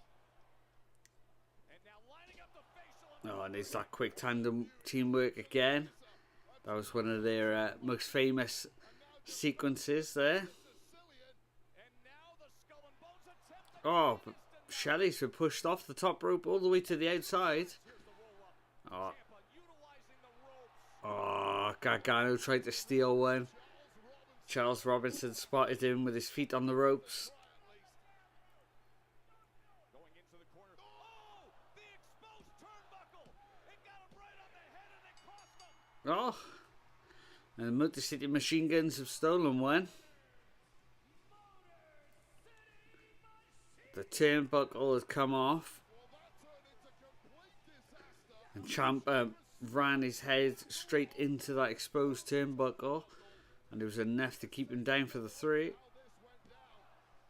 where Ciampa thought he pulled the wool over Charles Robinson's eyes. Charles Robinson too smart, but here's where it went wrong.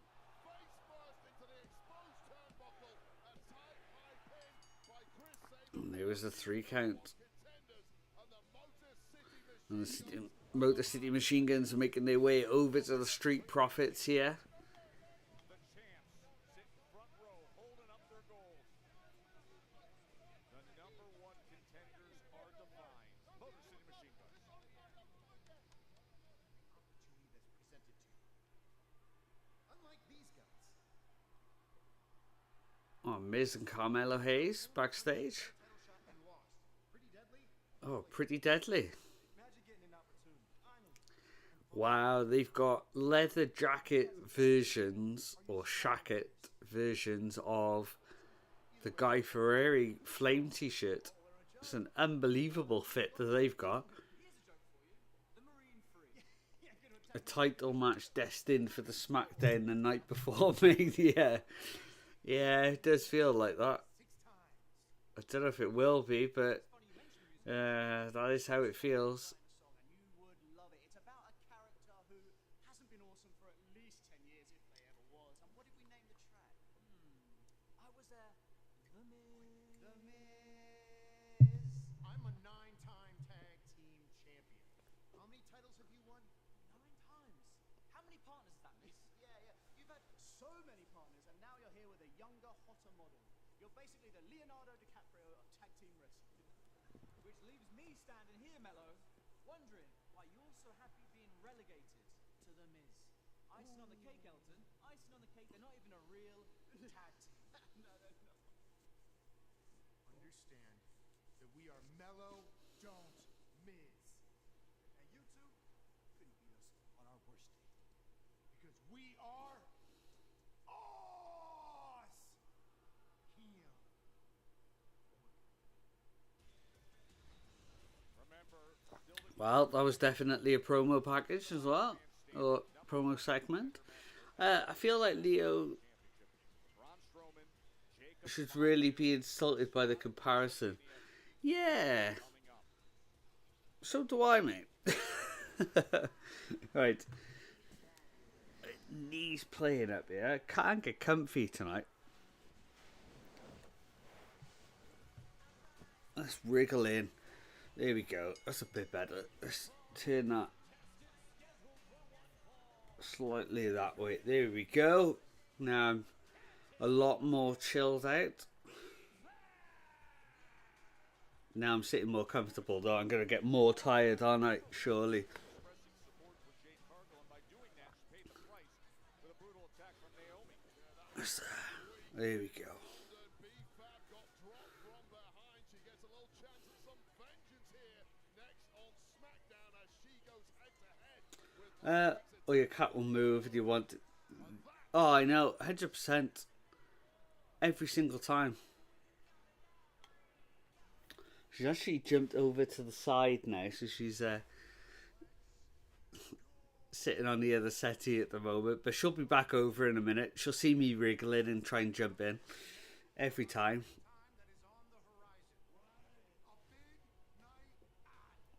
The interview that I actually recorded today, at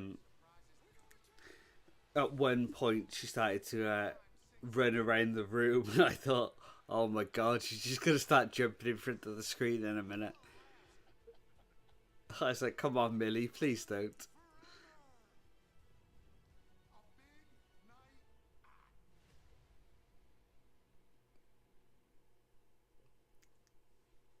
So yeah, in case you missed it earlier, so I've got... So an interview went up tonight. 3 more are recorded.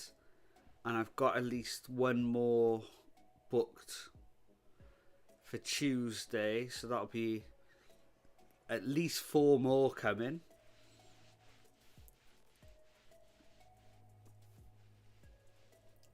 Yeah, it's great, Nick. And because I've tried to like really mix it up and like get different types of people as well. You know, like I didn't want to get like say all UK people, you know, who are all on the indie scene. You know, like there's channels that do that and they're really good, and I'm probably subscribed to most of them. But I feel like it's too niche then. Do you know what I mean? Or like if I got like all legends, that would be good, but everything would kind of be the same, whereas I just try to pick like people from different parts of the world as well. Like the Super P one that I did last weekend, that's actually done the best out of all of them, which I was really shocked at. I was really happy that it did. But yeah, I mean, she was lovely, absolutely lovely. And they're doing such a cool thing trying to build that scene in the Philippines, you know, where a scene hasn't been really done before. So you know, get in touch with them, and like after that,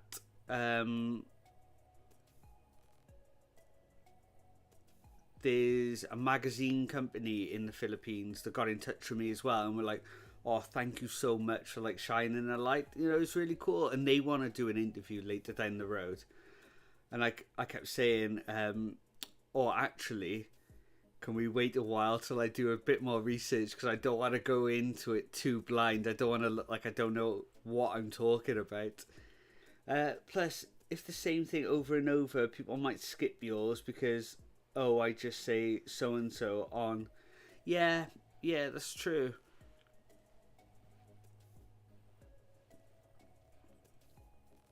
No, I think we have had quite a big mix at the moment, and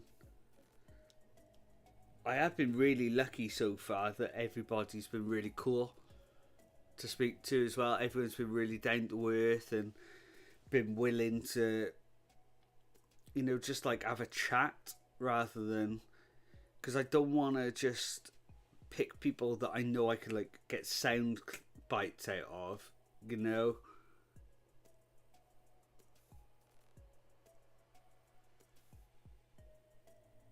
And I don't want to just find out like, oh, who do you hate, you know, and that type of thing.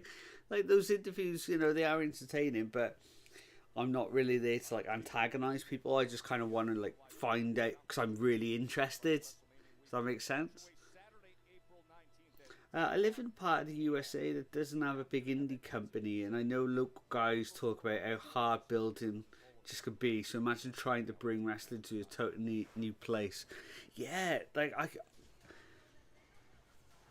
guess we kind of just get used to it, don't we? Like we're like so accustomed to it. Like we're just so used to like indie wrestling being around. Like I can't imagine being somewhere where like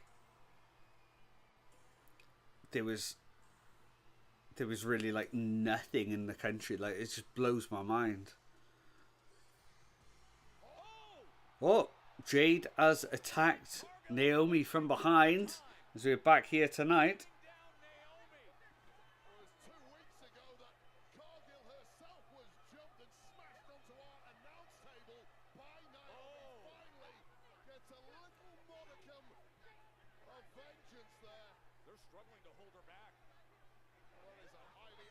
They're just about holding Jade back. Naomi's just about struggled into the ring. She's going to get instantly rolled up, isn't she? Let's change the screen over there.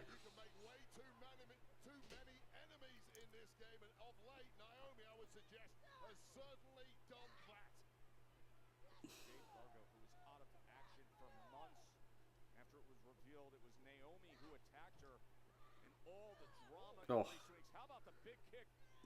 Big heel kick from PFAB. Or a big boot as well. What a hot start from PFAB, who has been doing additional training at the Dungeon Training School run by the legendary Natalia and Tyson Kidd. And boy, oh boy, is it paying off. They mentioned then that BFAB's been training at the Dungeon School with Tyson Kidd and Natalia. It's weird. I've actually known a couple of people that have been there lately. I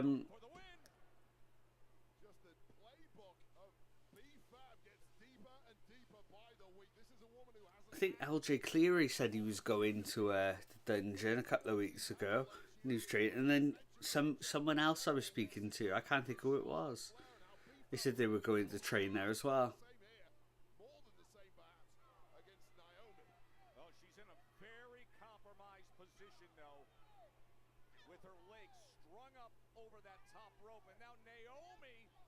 As Naomi caught up in that top rope, or sorry, as tied up BFAB in that top rope.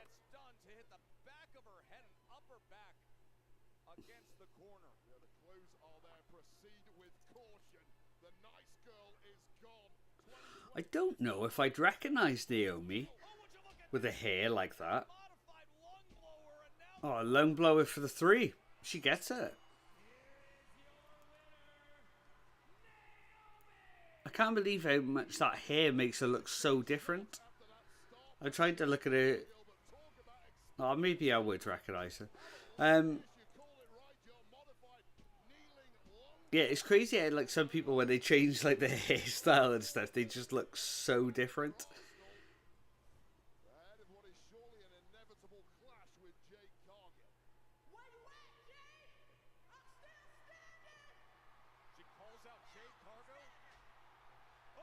Oh, here she is. Ask and you shall receive.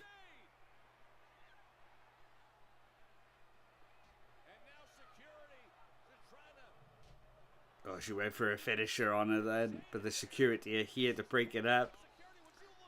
Oh, now she's just attacking the security.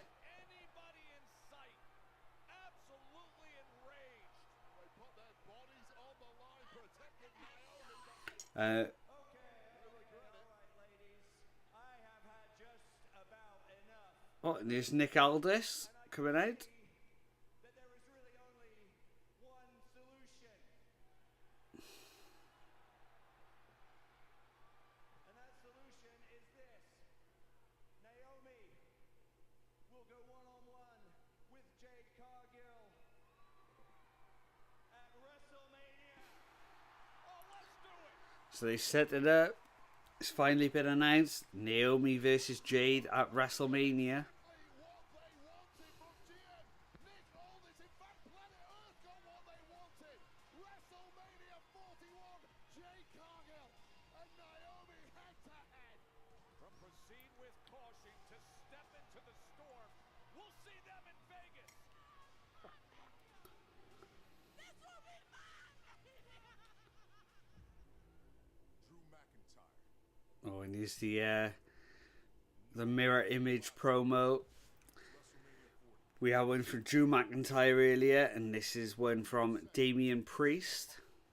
And he ended up clowning your ass. I did my job as Senor Money in the Bank. And became world champion. What's I gonna say then? But Damian Priest. But I'm the villain, right? Clash at the castle. Oh, I can't remember what I was gonna say.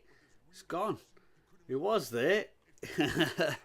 It's completely disappeared. You screwed yourself, but I'm the villain, right? Money in the Bank. You should have been focused on the moment. Let's flick on that now. Let's get it open. Netflix is back open there. I remain champion, Yeah, but I'm the villain, right? I can't say that this is gonna be one of my most anticipated matches at Mania this year.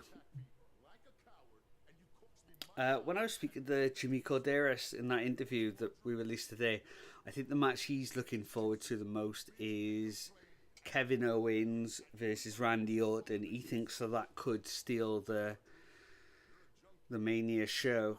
On this high from telling stupid ass jokes every week for a cheap ass pop. Like any show that obviously, any show that Kevin Owens is on, he can always steal the show.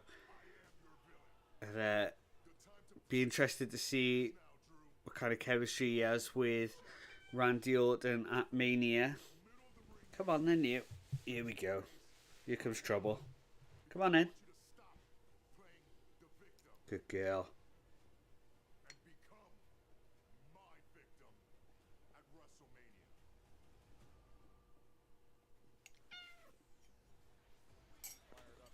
WrestleMania. I hear you. Come on. Good girl. Oh, speak of the devil.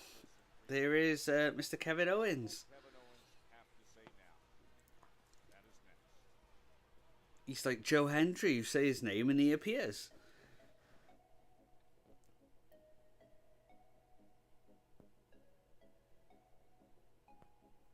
And now we're back with another advert. Only 14 more hours. Oh, 14 more hours.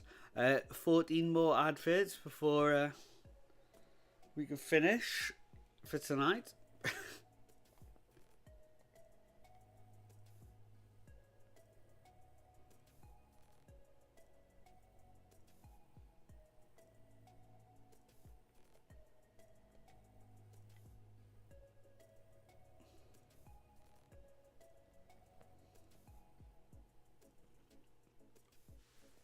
Oh, are you comfy by there, kid?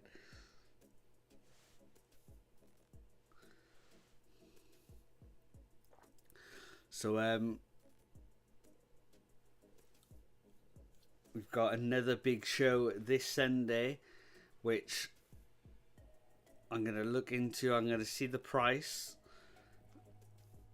See if I got some spare money to order it. And that's AEW Dynasty on Sunday night.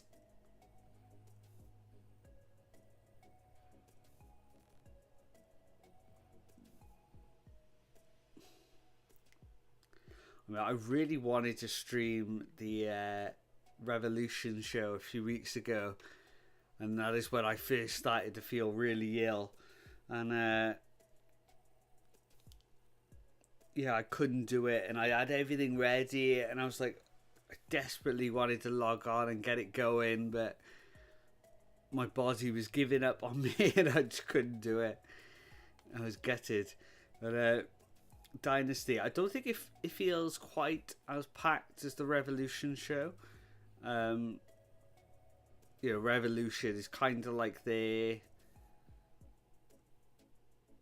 probably their second biggest pay-per-view of the year, I would say. I think number one, obviously, All In, and then Revolution probably coming in second.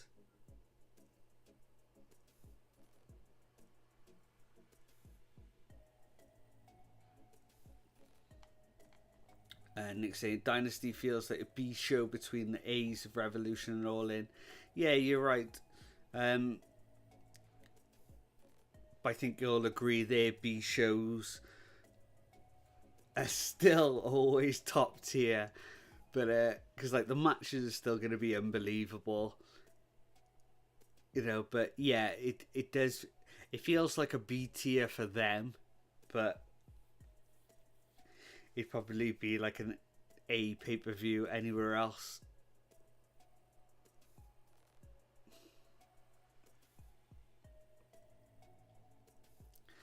Yeah, AEW pay-per-views, like, even if you're not a big fan of AEW, and I know everybody has their favourite promotions because they have their favourite styles of wrestlers and favourite styles of matches, and it's completely understandable. But yeah, for what AEW does, their pay-per-views just do not miss for that style of wrestling that they produce. You had the guy who was in the process of being there and doing it all in Triple H, and two younger promising talents. They're showing an Evolution promo package here, and or video package even. I don't know if it's going to be like a documentary or something, or if they're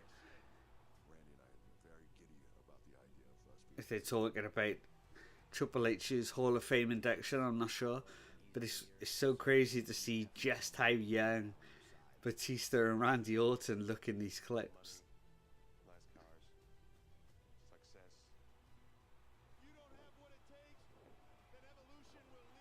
Yeah, I agree with that, Nick. I feel like AEW does the best of mixing everything. You get all kinds of elements. Yeah, I think you're right. Oh, there you go. It was a little promo thing for the Hall of Fame. Okay, so it's actually going to be on YouTube and TikTok. Oh, it starts 10 p.m. PT time. 1 second. So 10 p.m. PT time to UK. That is 6 o'clock in the morning. I thought it was a weird time.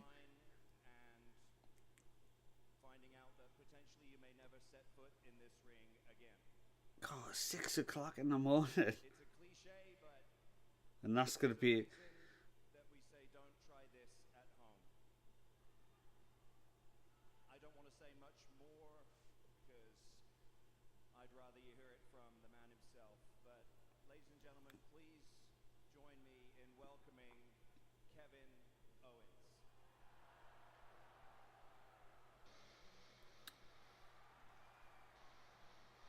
So Kevin Owens is that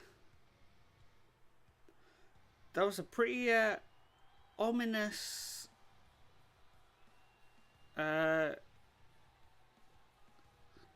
introduction there. Oh, as they use the exact same words that I just used, ominous. But Hmm. Hard to get a read on KO at the What best did of that mean when they said that? But Kevin Owens.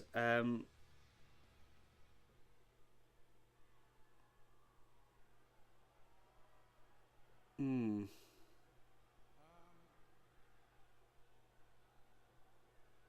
I've been doing this for 25 years, and I think I can say confidently that for those 25 years, I really gave everything I had every time I stepped foot in this ring.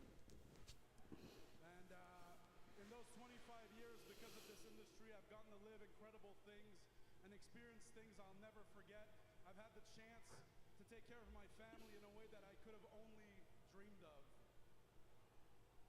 But there's a price to pay for that amazing opportunity, and that's the toll it takes on our bodies. Every single guy and girl back there has paid that price at different times, and now it seems like it's my turn. Because Hey, Kevin Owens the saying reality is, feels like it's his for the turn. last 4 months or so, I've been dealing with a pretty serious neck injury, and we Hmm. didn't know what it was. We didn't really know how serious it was. Thankfully, this week we managed to figure it out, and now I have to go get neck surgery. So that's Hmm. what I'm gonna do. And the timing couldn't be worse, because let me tell you, not getting to be in the ring with Randy Orton at WrestleMania really sucks. And I'm really thankful for WWE for allowing me to come out here in front of you guys and telling you all that, because the truth is, I don't know when I'll have the privilege to be in front of you guys again. What I do know is the last few years I've learned not to take anything for granted, and I will never take this for granted.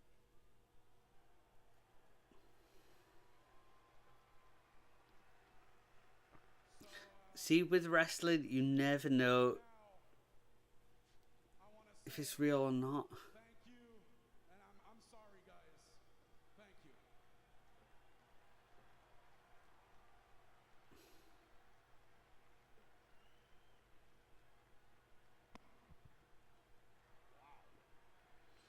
So, Kevin, yeah, see,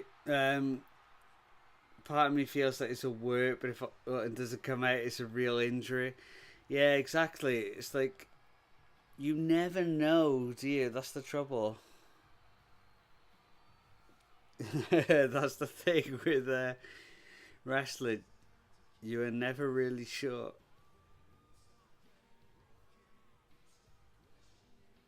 But even now, if he just comes out and gives him a hug and then leaves, all the way back to you know, and it is real, I don't know who knows? the emotion that Randy Orton is capable of feeling.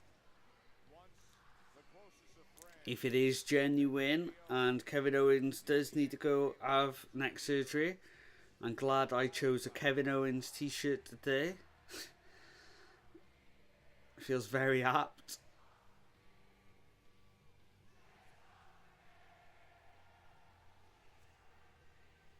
That explosive return to the ring we saw in Toronto at Elimination Chamber. The heated exchanges, and now the news that Kevin Owens just delivered here in Chicago, that they'll be unable to meet in the ring at WrestleMania. Okay, so Kevin Owens is leaving there. I wonder if that... Oh, see, I don't know. Kevin Owens, despite the fact that he may be burning with hatred, what is KO doing? Kevin Owens just started shouting at somebody in the crowd. What was that all about? Said, I gave everything for 25 years. They cut away quite quick then from that. Surgery is needed. And they've holded on He doesn't know when he'll be back again. a shot of Randy Orton. That was weird, wasn't it? That was a weird little cut.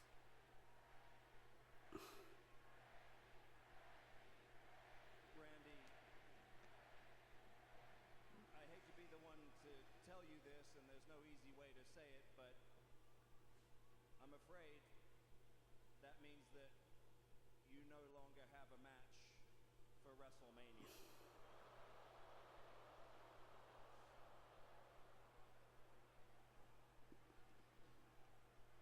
Okay, so Nick Aldis has told Randy that he no longer has a match for WrestleMania now.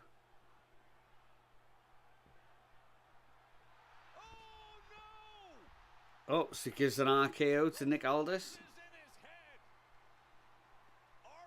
That'll teach him.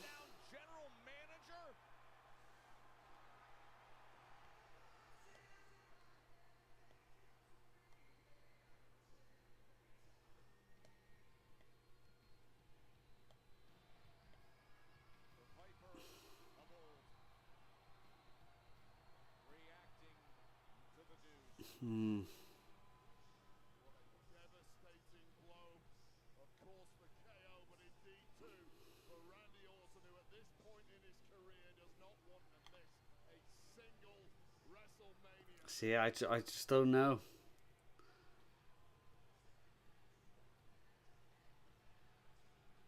The major shakeup with Kevin Owens revealing the news tonight.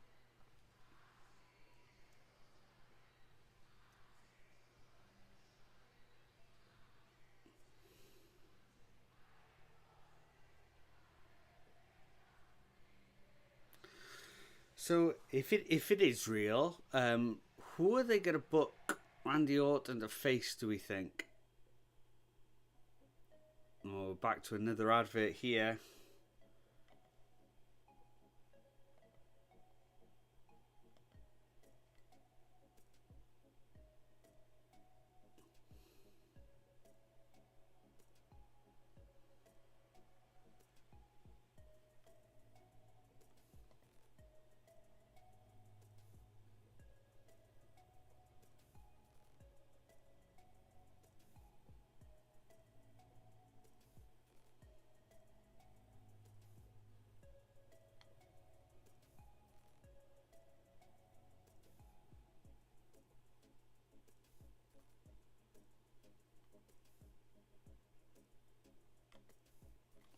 Honest question: who in WWE doesn't have anything going on? Like, who could put in that spot and would fit versus Orton? Yeah, I don't know. I was just trying to think then. Like, who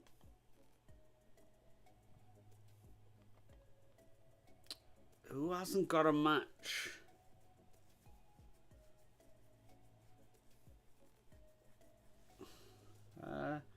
Has Sami Zayn got anything for Mania yet?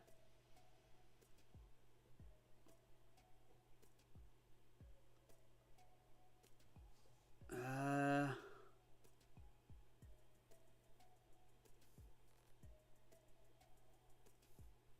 don't know. Just trying to think, like, who else could go in there?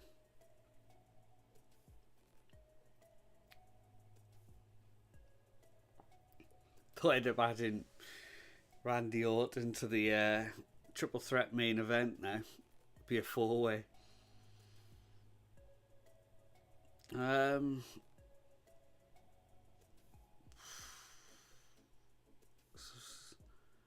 what we got? I got Uso, Gunther. They take so like Punk, maybe Solo Sikoa, maybe. You know, you'd have to think that Jacob Fatu is going to be facing LA Knight. He's going to win tonight. I mean, I would have thought so. But yeah, I'm really struggling to think of anyone else.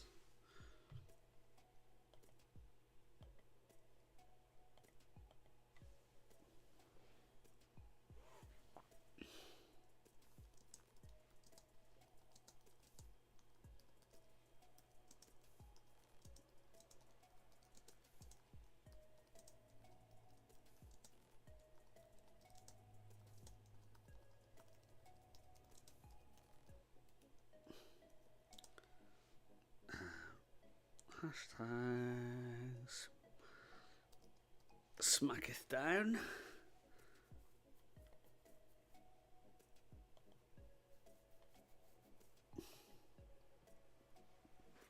Oh, this lift music for the breaks is unbelievable. Why is it still 3 minutes left in the break?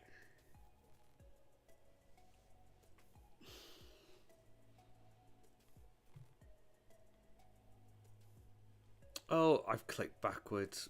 I didn't realise I clicked on that.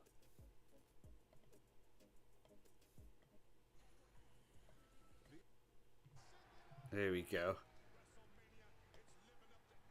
I clicked back on the screen and I was like, why is it taking so long, this advert? I'm an idiot. So on my screen now we've got clips of WrestleMania 1 happening.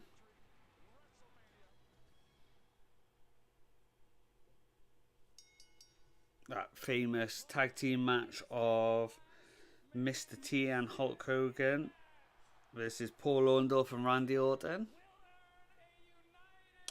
Sorry. Paul Orndorff and Roddy Piper. It was Bob Orton who was on the outside, not Randy.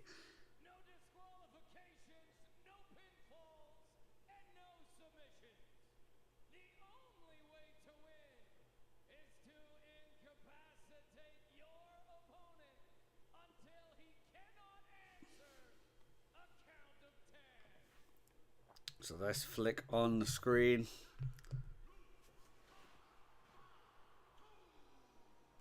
One of the coolest, I think everyone will agree, one of the coolest wrestlers in the world. Jacob Fatu, the Samoan werewolf, taking on Braun Strowman. And here comes Jacob Fatu first.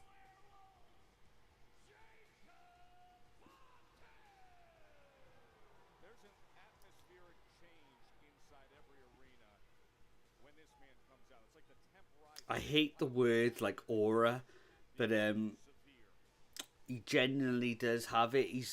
He is like Umaga when he had it as well. Like you can imagine when you could kind of like feel the atmosphere change when he comes out.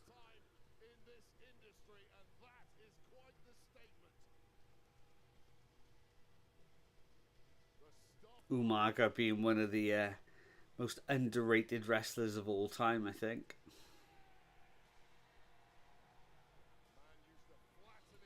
Get Randy a cast so he could be in someone's corner. Who is he gonna face? I just don't know. I'm gonna go out on a limb and say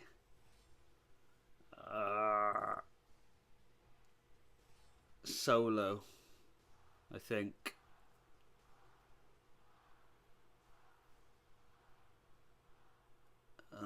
Yeah, I'm going to stick with Solo. Weight, he's 385 pounds of absolute power, and as your pipe-drinking, peony, jersey-wearing friend from Indianapolis would say, that makes See his Braun coming out to the ring now.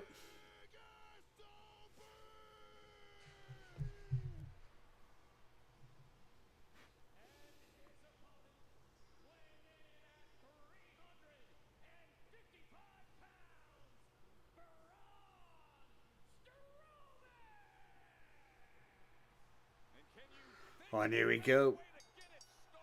Jacob Fatu running out of the ring straight away. Got a Braun on the outside. Straight into the ring steps. What a clash of the titans here on Smackdown. This is 3 for the price of 1 for these two tonight. Destroy your most hated rival, earn a US title match, and book your ticket for WrestleMania 41. Neither man can afford to lose this match. It's crazy, like WrestleMania 41. You know, just don't think of it ever getting to like that stage, like 41. It's crazy. is that Braun Strowman has never lost a last man standing match, and he's been in with some of the best. Kane, Roman Reigns, he's been in with some of the best. We saw him this fall doing it. Yeah, if there's ever been someone who has a match they have made their own, it's Braun Strowman. And last man standing matches. I love Jacob Fatu.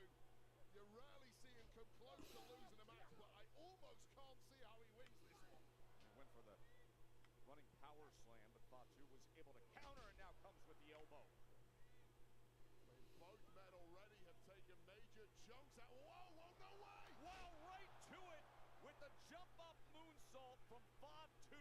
Well, that would definitely keep Strowman down for a... I remember a few years ago they tried to drop the numbers and just call it WrestleMania every year. Yeah, and then people were like calling it like WrestleMania Chicago, WrestleMania New York and things, you know. I don't think either of those are correct, but you get what I'm saying.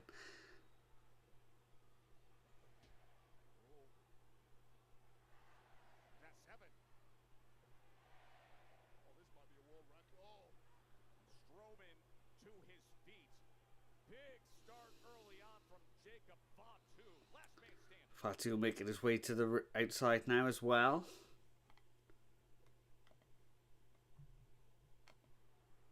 It's weird. I know every time he's going to go to a break because like the screen stays the same, but the audio like dips out. It's really strange. And then on Netflix, you've got a little like counter in the top right. So it says back in 2 minutes 50 seconds now. Braun Strowman's got some steel steps in hand. Bang! Right into the face of the Samoan werewolf Jacob Fatu there.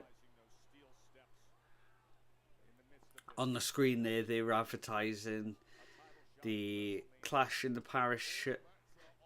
That's not easy for me to say. Clash in Paris. Hang on. No, they haven't put Castle this time, have they? They've just put Clash. So that must be their new thing that they're going to call it that now. And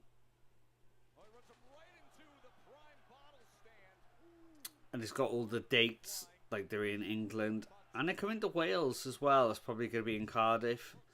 But it's all around the time of All In, which is weird that, you know, WWE forever have always done a tour in the UK straight after WrestleMania in April time and around November time. Forever, like far back as I can remember. They've always done those two tours. And for some reason this year they are adamant that they are coming to the UK right around the time of Forbidden Door. It's yeah, bit sneaky, I feel like.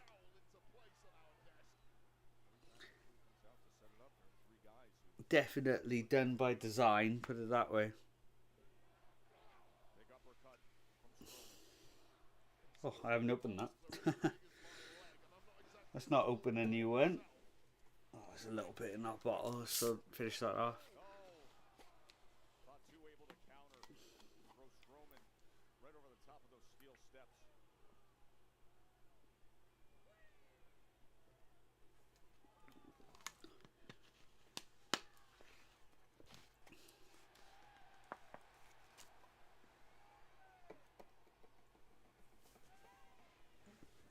Survive the count. Fatu with a big super kick.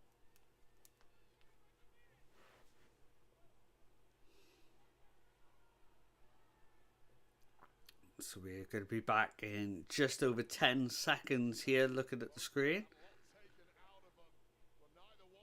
It's been a lot of just walking around the ring.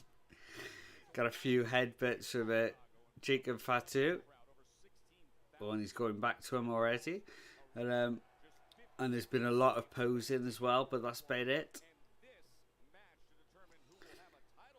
I feel like he's going to pick straight back up now. Oh, big spine buster from Braun.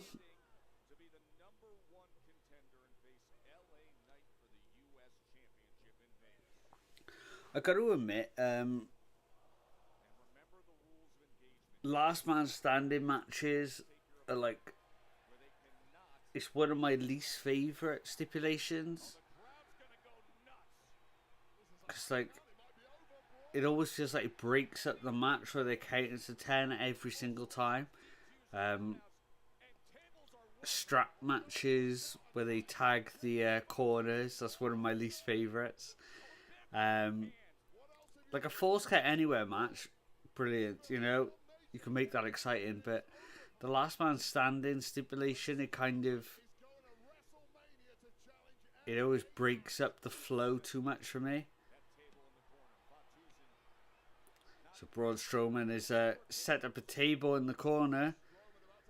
Oh, we're going to get Jacob Fatu. No, he got met with a big boot. Luckily for Braun Strowman there.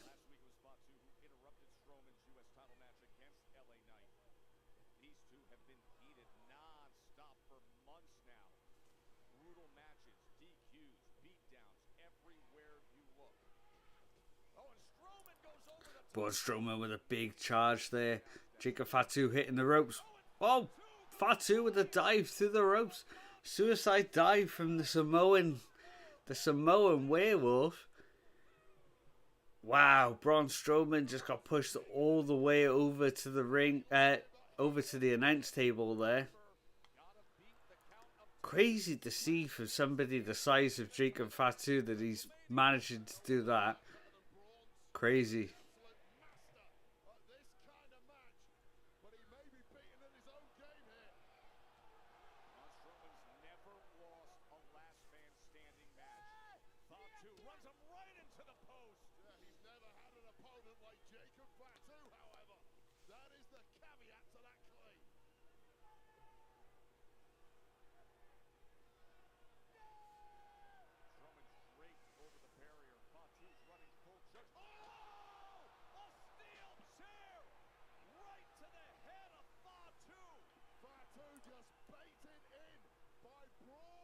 Braun Strowman just taking out Fatu with the chair there. But he's still crawling. Oh, Braun Strowman running all the way around the ring. And they both go crashing through the guardrail. Is that going to be enough to put Fatu down? Is it enough to put them both down?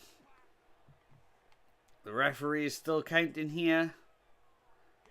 What is she up to? We got up to it. Is that 6? We got her up to 7. She's up to 8. I feel like they're both going to make it. And they just about to.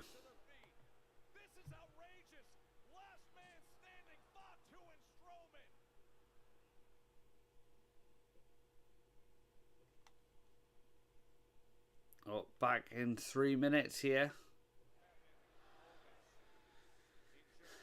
They're both back here though on the Netflix stream. Where this crowd is in complete disbelief that either man was able to get to their feet. And again, a count of 8 is reached. And both men avoiding the worst case scenario. I'll tell you right now, Joe Tess, if anybody else on the roster had taken that kind of impact. Big right hand. Big right hand from Braun Strowman. Just built differently to any other human being on earth. The resilience of Fatu, the size and power and strength of Strowman. Strowman refuses to be denied it. Oh, In this kind of match.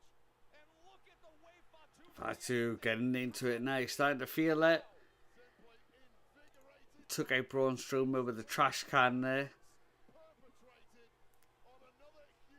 Started doing that steel garbage can in hand. L2 taunt. And a second strike. And when you There he goes again. that shake and rattle rally cry of Fatu, watch out as he just throws someone aside as he's lining up Strowman, the monster, who retaliates with the can. And Now Braun Strowman's got the can. Talk about bouncing back in record time and now collapsing under the weight of abuse he himself. I don't feel like that's going to be enough to put him down though for the whole 10 count. I feel like he's going to be able to get back up here.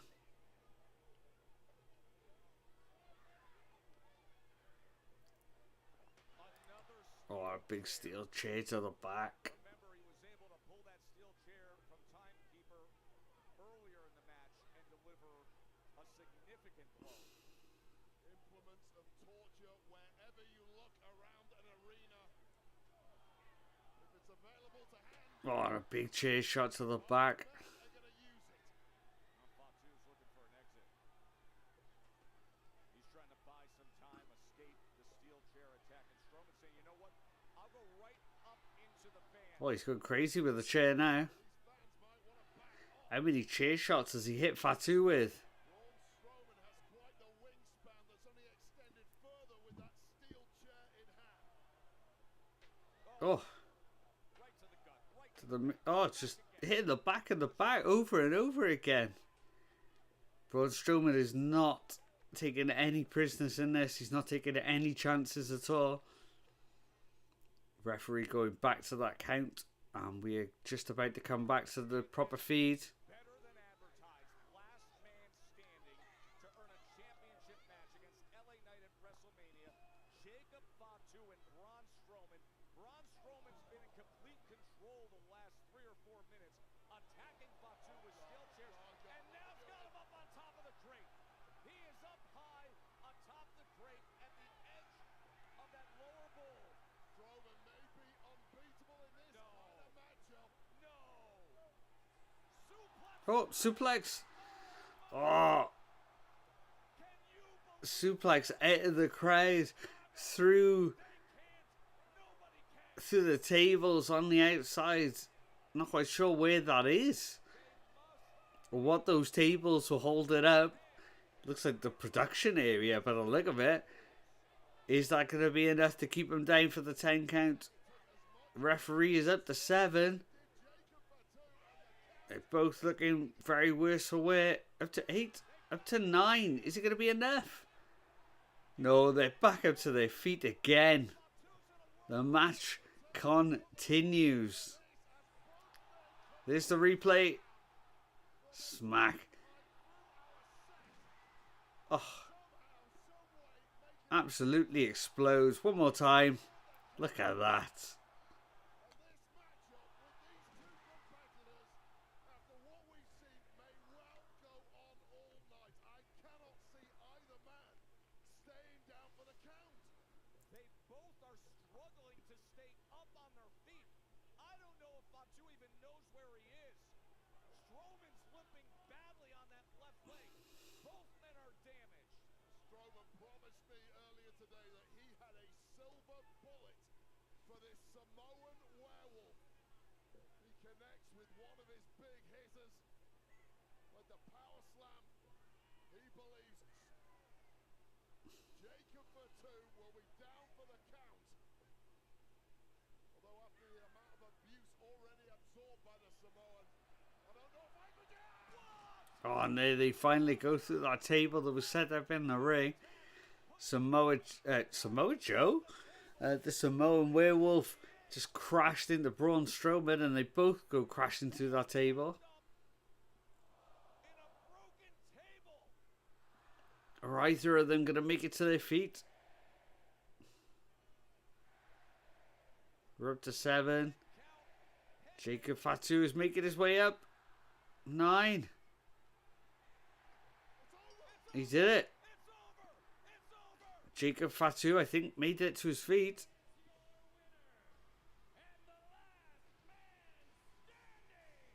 He's done it. Jacob Fatu is going to WrestleMania. He's going to be facing LA Knight for that Intercontinental title. Or US title, even.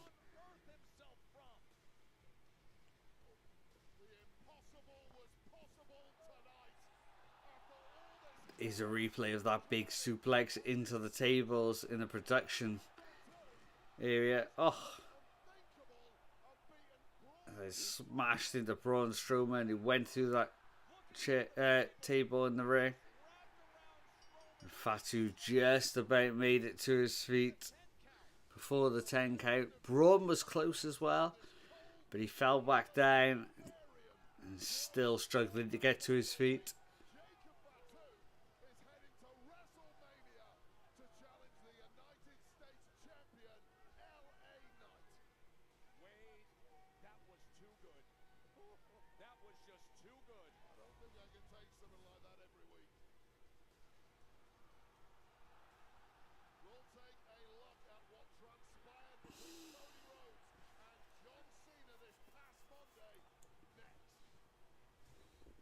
So it looks like coming up next, we've got a recap of what happened between Cody Rhodes and John Cena on Monday.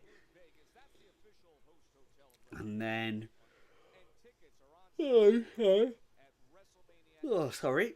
And then we've obviously got the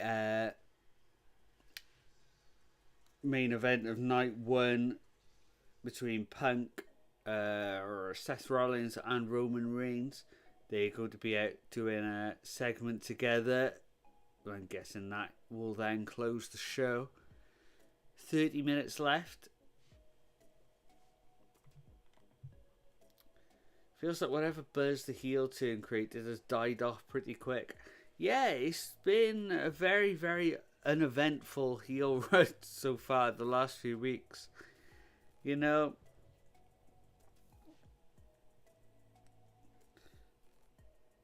and like The Rock hasn't been there, so like that part of the storyline has just disappeared. They haven't mentioned Travis Scott, who was there. The thing is now, I feel like they're almost booking for like moments for like that'll go viral on TikTok and Twitter and what have you, but they're not thinking of the planning for each week, if that makes sense. Like, you know, surely that night of Elimination Chamber they must have realised that The Rock wasn't going to appear constantly on TV. So why didn't they like make an excuse or like kind of put in reasoning of why him and Travis Scott are not there? You know, are those two going to turn back up at Mania? Because if they're not, it's like, what is this faction that you created? You know, we haven't seen anybody since. It's really strange. I also feel like we have the Triple H plan and we have what The Rock wants to happen. It feels like that.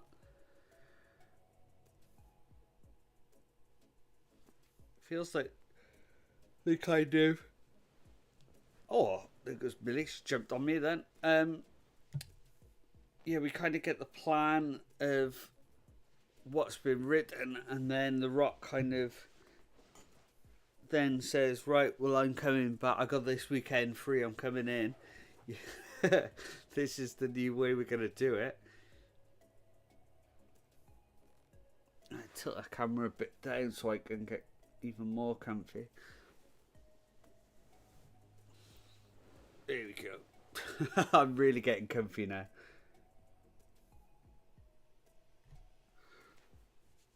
There we go.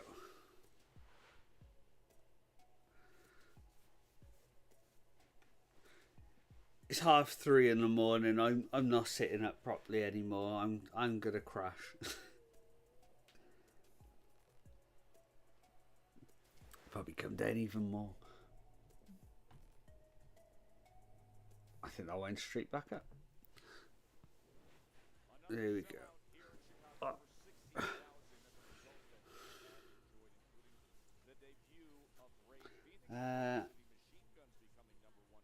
Or at least film something so you can be inserted. Yeah, like, you don't have to have The Rock physically there. Just, I mean, like, there as in part of the story on screen. Jacob Fatu is going to fight for the U.S. Championship at WrestleMania, of course, a WrestleMania. You know, even just like a thing like if they filmed Cena, Rock, and Travis Scott all together, and they were like, "You don't deserve to see us on TV," and then they didn't show up, would be one thing. You know, and then like Cody could be of calling them out each week. You know, they could have done something like that. That would have made more sense, at least.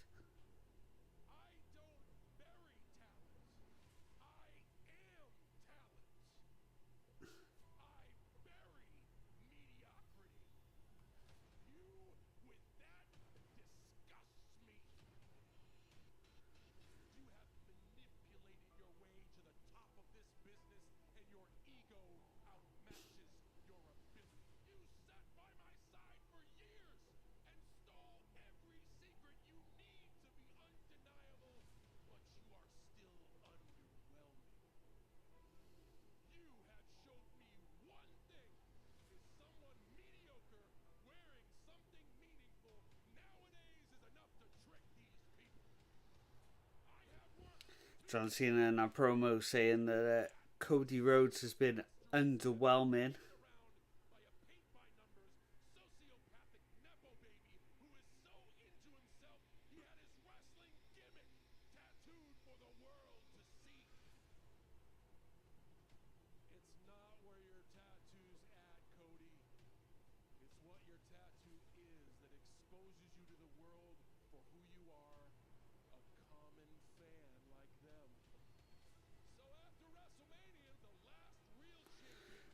Or hell, have some other lackeys Cody could be fighting in the meantime. Austin didn't have to fight The Rock every week. He could face off with somebody like Shamrock or Bossman. 100%. You know, and then at the end of the... Say like, yeah, say for instance it would have been Austin in the ring with Bossman, right? So, like, for instance, they would have a match then, and then, of course, the match would end, and then it would come up on the Titantron, "Hey, Austin," and it would be The Rock doing something, and that would be the interaction for that week.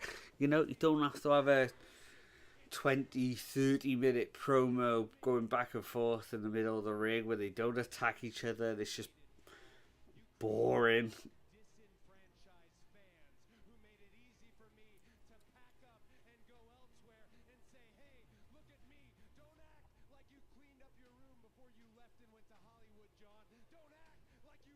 WWE better than you found it. And while we're at it, which one of us sold out to The Rock? 20-minute promo with the highlight is they was about AEW. Yeah, I know, it's weird, isn't it? Like, the criticism of AEW is that they always mentioned AEW constantly, and now it's... Sorry, I said that wrong. The criticism about AEW is that they always used to mention WWE too much, and now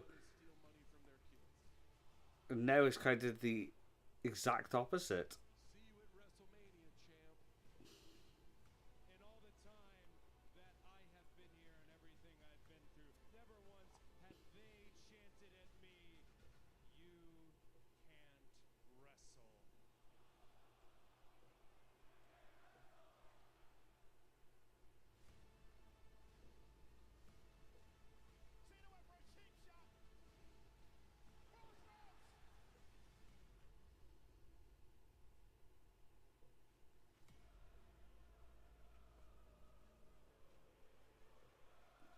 Cody Rhodes finally hitting the crossroads onto John Cena after he got under his skin at the end of that promo. For Smackdown in Seattle next week. It'll include Cody Rhodes' return to Smackdown after crisscrossing and chasing John Cena at every turn in Europe week. Not only that, Liv and Raquel, the WWE Women's Tag Champs, they need a WrestleMania challenger. We'll find out who that will be next week in a tag team gauntlet The winners head to Vegas to fight for the gold. And after a successful WWE debut, I mean, that Mexican muscle buster was just awesome. Rey Fenix is back. He takes on Berto next week in Seattle. And Priest and McIntyre, a heated rivalry, 12 months in the making. They'll meet face to face, eyeball to eyeball. Okay, so Damian Priest is going to be facing, or going face to face, sorry, with Drew McIntyre next week on Smackdown.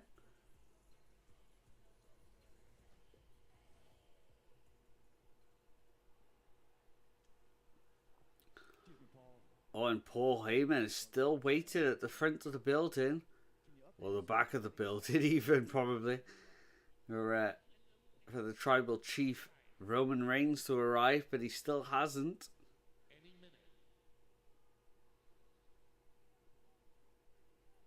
Thank you, Paul.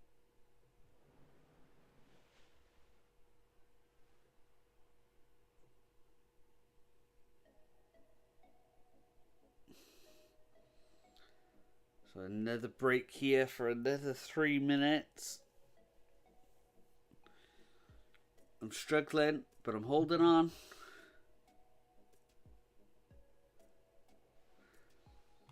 I'm going to have one quick break before the end here. I'll flick on the Be Right Back screen, and hopefully we'll be hitting that final segment of the night on SmackDown.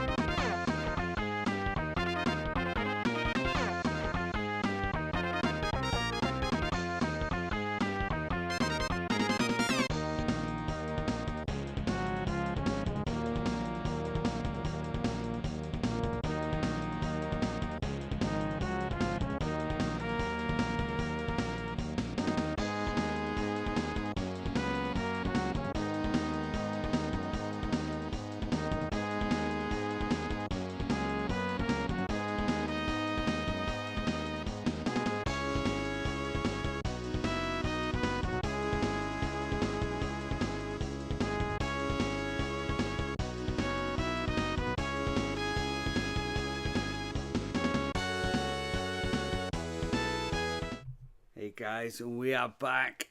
We have got, looks like the car has pulled up, and it is indeed Roman Reigns. Oh, but he's walked straight past Paul Heyman. Yeah, not looking very happy there. Walked straight past Paul Heyman. It looks like he's going to go straight to the ringside area here.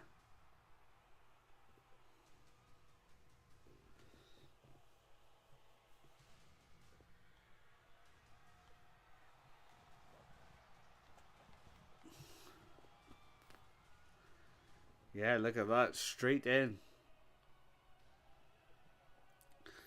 And I think that's the quickest I've ever seen Roman Reigns walk to the ring. Not milking anything here. God, he's actually in the ring before his theme tune has even kicked in properly. It's been a long time since we've seen that. And that means things are deadly serious in the mind of the OTC. That's more like it. This is what we like to see. Punk took all the time that was meant for Roman's entrance. Yeah, his theme tune didn't even get to the bit where it's like do do do do do do do do.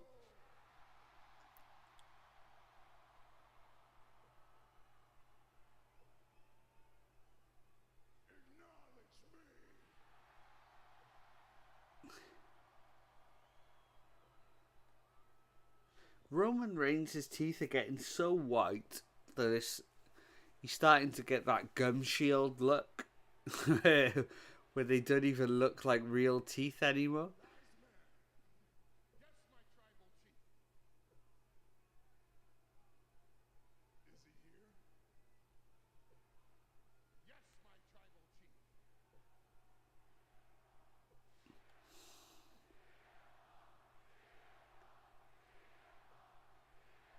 Yes, my tribal chief. Yes, that's exactly who I'm talking about. Wise man. Yes, my tribal chief. Is he still talking about this favor? Yes, my tribal chief. Oh, Chicago, Chicago. I don't know how you deal with this guy, huh? Wise man. Yes, my tribal chief. Should I share a secret with Chicago? Yes, my tribal chief. CM Punk. The way they talk, you're like, oh, come on, get to the point.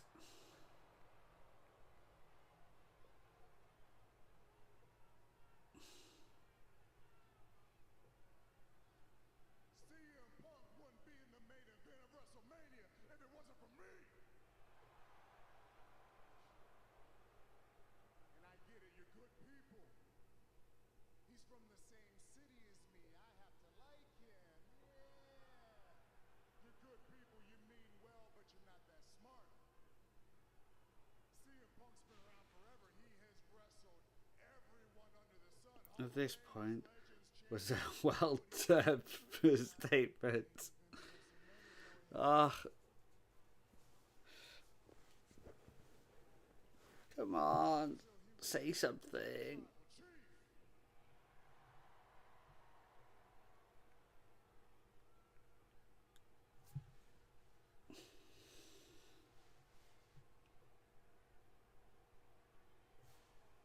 Oh, I just realised the camera's still over that way. Leave it that way.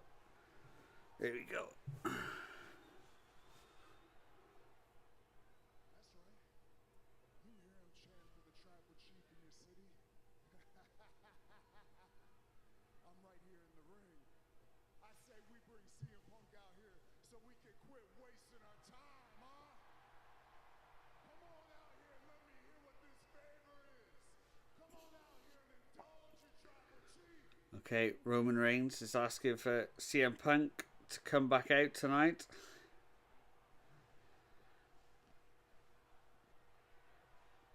If he does come out, let's hope it's a quicker entrance than the one at the top of the show.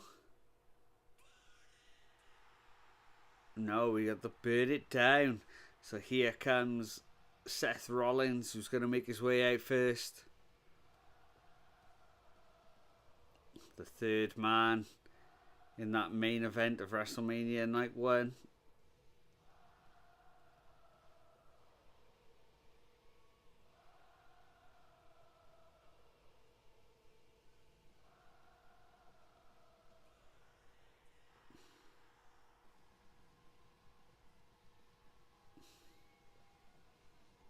The other member of the triple threat match at the grandest stage of them all, Seth Rollins, who was enraged a week ago in London when CM Punk was awarded with his first WrestleMania main event.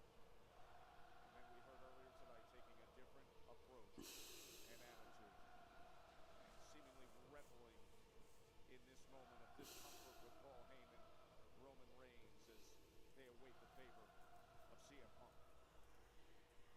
Roman Reigns is the one enraged now. Roman Reigns wants an answer from CM Punk. What he did not want was karaoke on behalf of the fan base of Seth Rollins.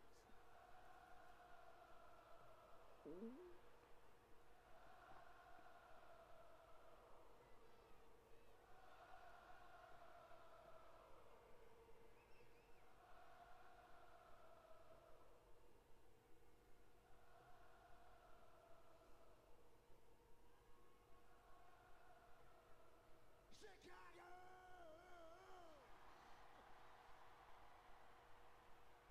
I am a visionary. I am a revolutionary. I am Seth. And I wouldn't miss this one for the world. You see, now I don't know. I've still no idea what this character is meant to be from Seth Rollins. But the reality, I got a feeling it's gonna knock your socks off. And What is it, like a kind of like a they don't seem to jive very well because, well, unlike all of us, you don't like catwalk model madman? Like, is that what it is? I don't know. Honestly, WWE doesn't have promos. They just have excuses to say catchphrases. Yeah, they do. They say their catchphrases, but nothing else of note, do they? Example A, heist of the century. Example B, the main event of WrestleMania last year.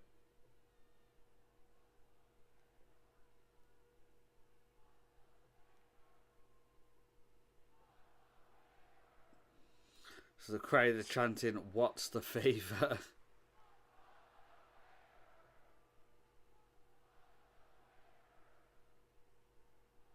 I'm wondering the same thing y'all are, Chicago. But the reality, Roman, is that you underestimate CM Punk. You think you're above CM Punk. You think you don't have to worry about CM Punk. You think you ignore him, he just goes away. I tried that. It doesn't work. Now he is in the main event of WrestleMania, and that is a reality I have to deal with. You could have stopped this in War Games. You didn't. You could have let me stop it in the cage at the Garden. You didn't. And now here we are, and we're waiting on this favor. Big CM Punk chants again. Cutting off Seth Rollins in his flow there. Now I'm in a lot better place than I was last week when we were all celebrating Punk in the main event of Mania.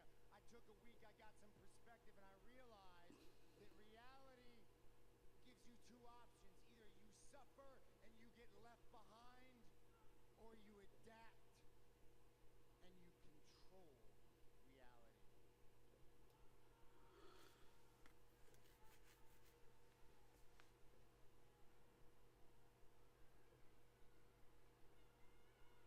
The reality is,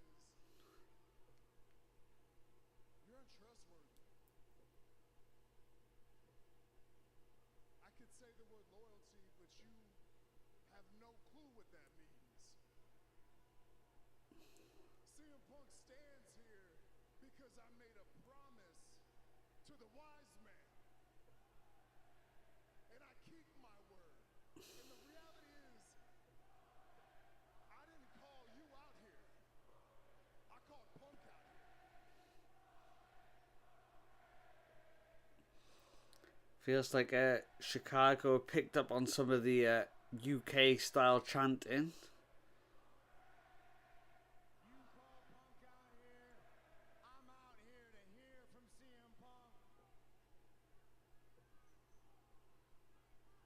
There's only one thing missing.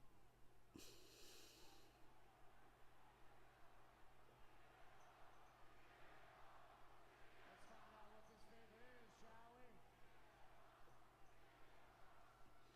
Seth Rollins saying that he's wondering what this... I just realised I haven't switched over the screen. There we go. Since they're all there now.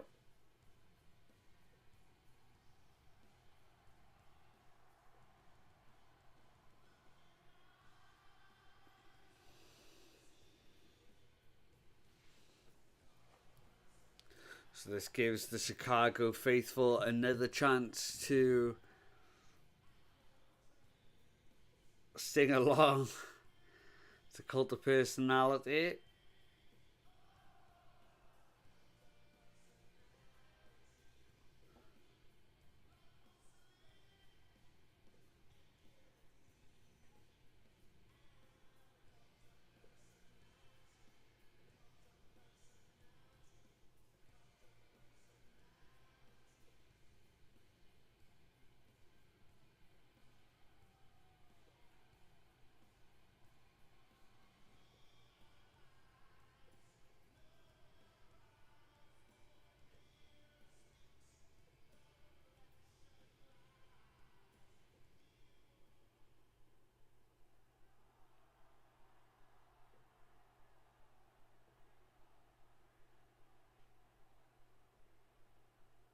The favor.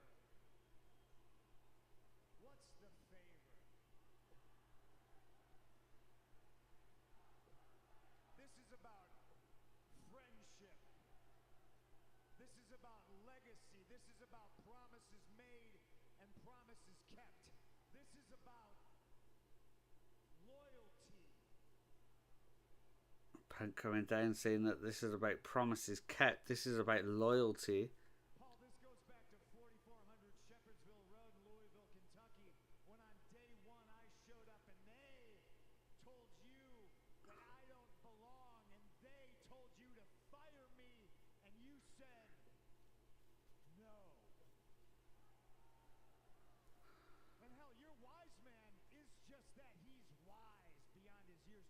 Paul, you prophesized this on national television on Monday Night Raw, and if everybody else has forgotten about it, that certainly doesn't mean I have.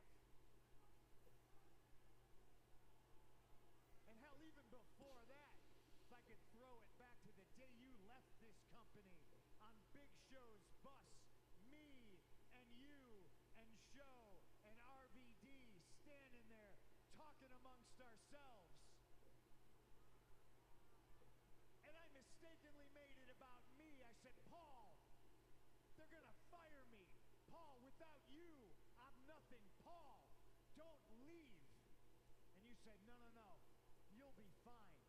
And I said, I'm sorry I made this about me. Do you remember this, Paul? I said, what can I do for you? And in that moment, you looked me in the eye and you said, Punk, when you main event WrestleMania, force them to deal with us. Well, they aren't here anymore, so I'm gonna force you, my tribal chief. I'm gonna force you out of your comfort zone. I'm gonna force you to deal with us. There's a Punk saying that he's going to force Roman Reigns to deal with him and Paul Heyman. In my corner, your wise man, my best friend, Paul Heyman. Okay, so CM Punk is saying that Paul Heyman is going to be in his corner for the WrestleMania match. That's not going to go down well with Roman.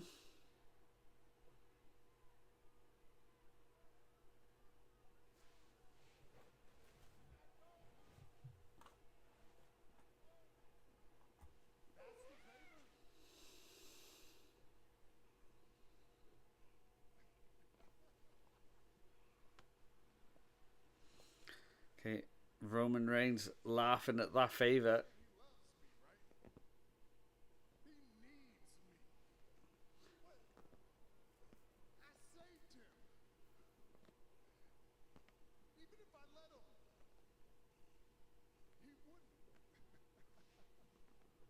Roman Reigns said even if he let Paul Heyman do it, he wouldn't do it.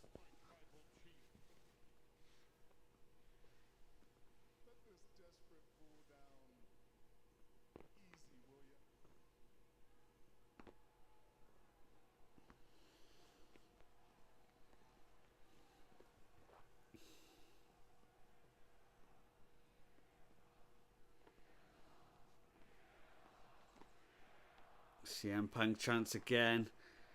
What's Paul Heyman gonna say?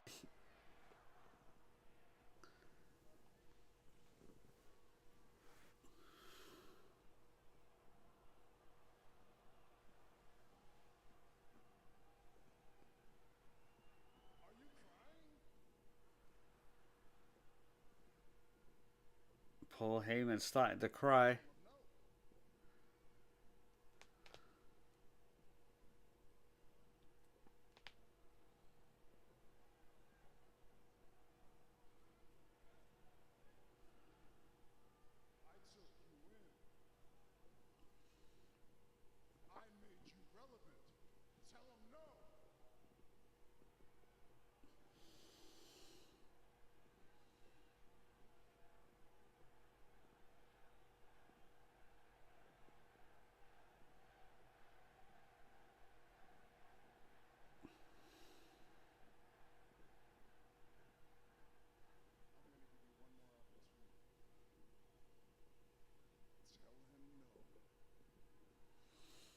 Roman Reigns saying he's going to give Paul Heyman one last opportunity here to tell him no.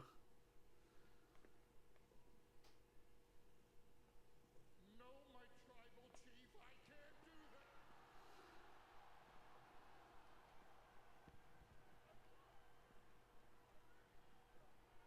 Paul Heyman saying that no, he can't do that.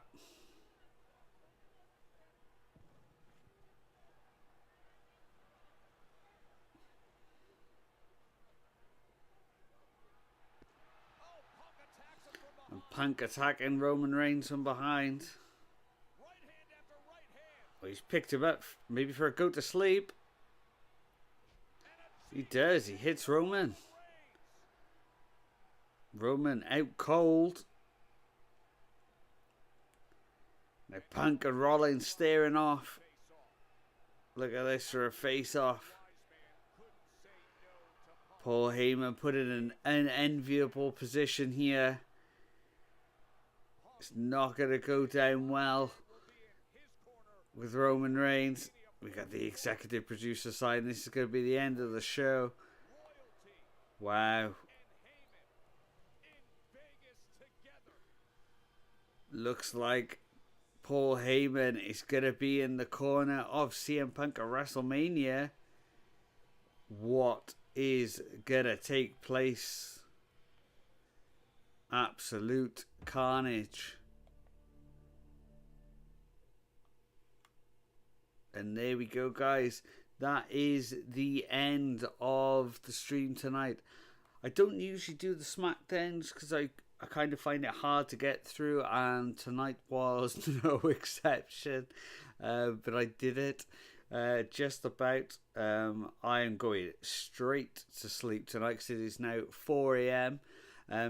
I stayed up tonight trying to get through it because I wanted to see the REY FENIX debut. It wasn't bad by any means. Say this bad would be wrong. It was just a bit underwhelming. I did expect more. I don't know what he could have done more, to be honest, but maybe my expectations were too high. You know, like Nathan Frazier is good, but it was just it was an odd opponent to have for that first match. Whereas like Penta had Chad Gable, and like that's like a whole different caliber of opponent. So yeah, the Penta debut was way better than that. The Last Man Standing match was alright. It wasn't like, if it was on pay-per-view, it would be mediocre, to be honest. So it was alright on this show, but yeah, and just the pacing of Smackdown it's so hard to get through because it's just so long, and like it feels like it was a hour and 45-minute show dragged and stretched to last over 3 hours, like 3 hours and 5 minutes. It's just unbearable. But yeah, guys, thank you so much for tuning in today. I'm sorry, I'm not usually this like moany coming out of a show. You know, I usually see a lot more positives, but that was really tough for me to get through. But keep checking out the channel. There's going to be lots of interviews on there. We will do more live streams, and hopefully I'll be in a better mood on those ones. I'm probably going to do AEW Dynasty on the weekend, then Royal Rumble. So Dynasty, then Raw, then Dynamite, and then we'll be into WrestleMania season again. So yeah, it's going to be good. There's interviews on the channel. Hopefully another 5-star match will be going up next weekend. So yeah, keep checking it out. Loads going on. Have a good one, guys, and I will see you very soon. Bye, guys.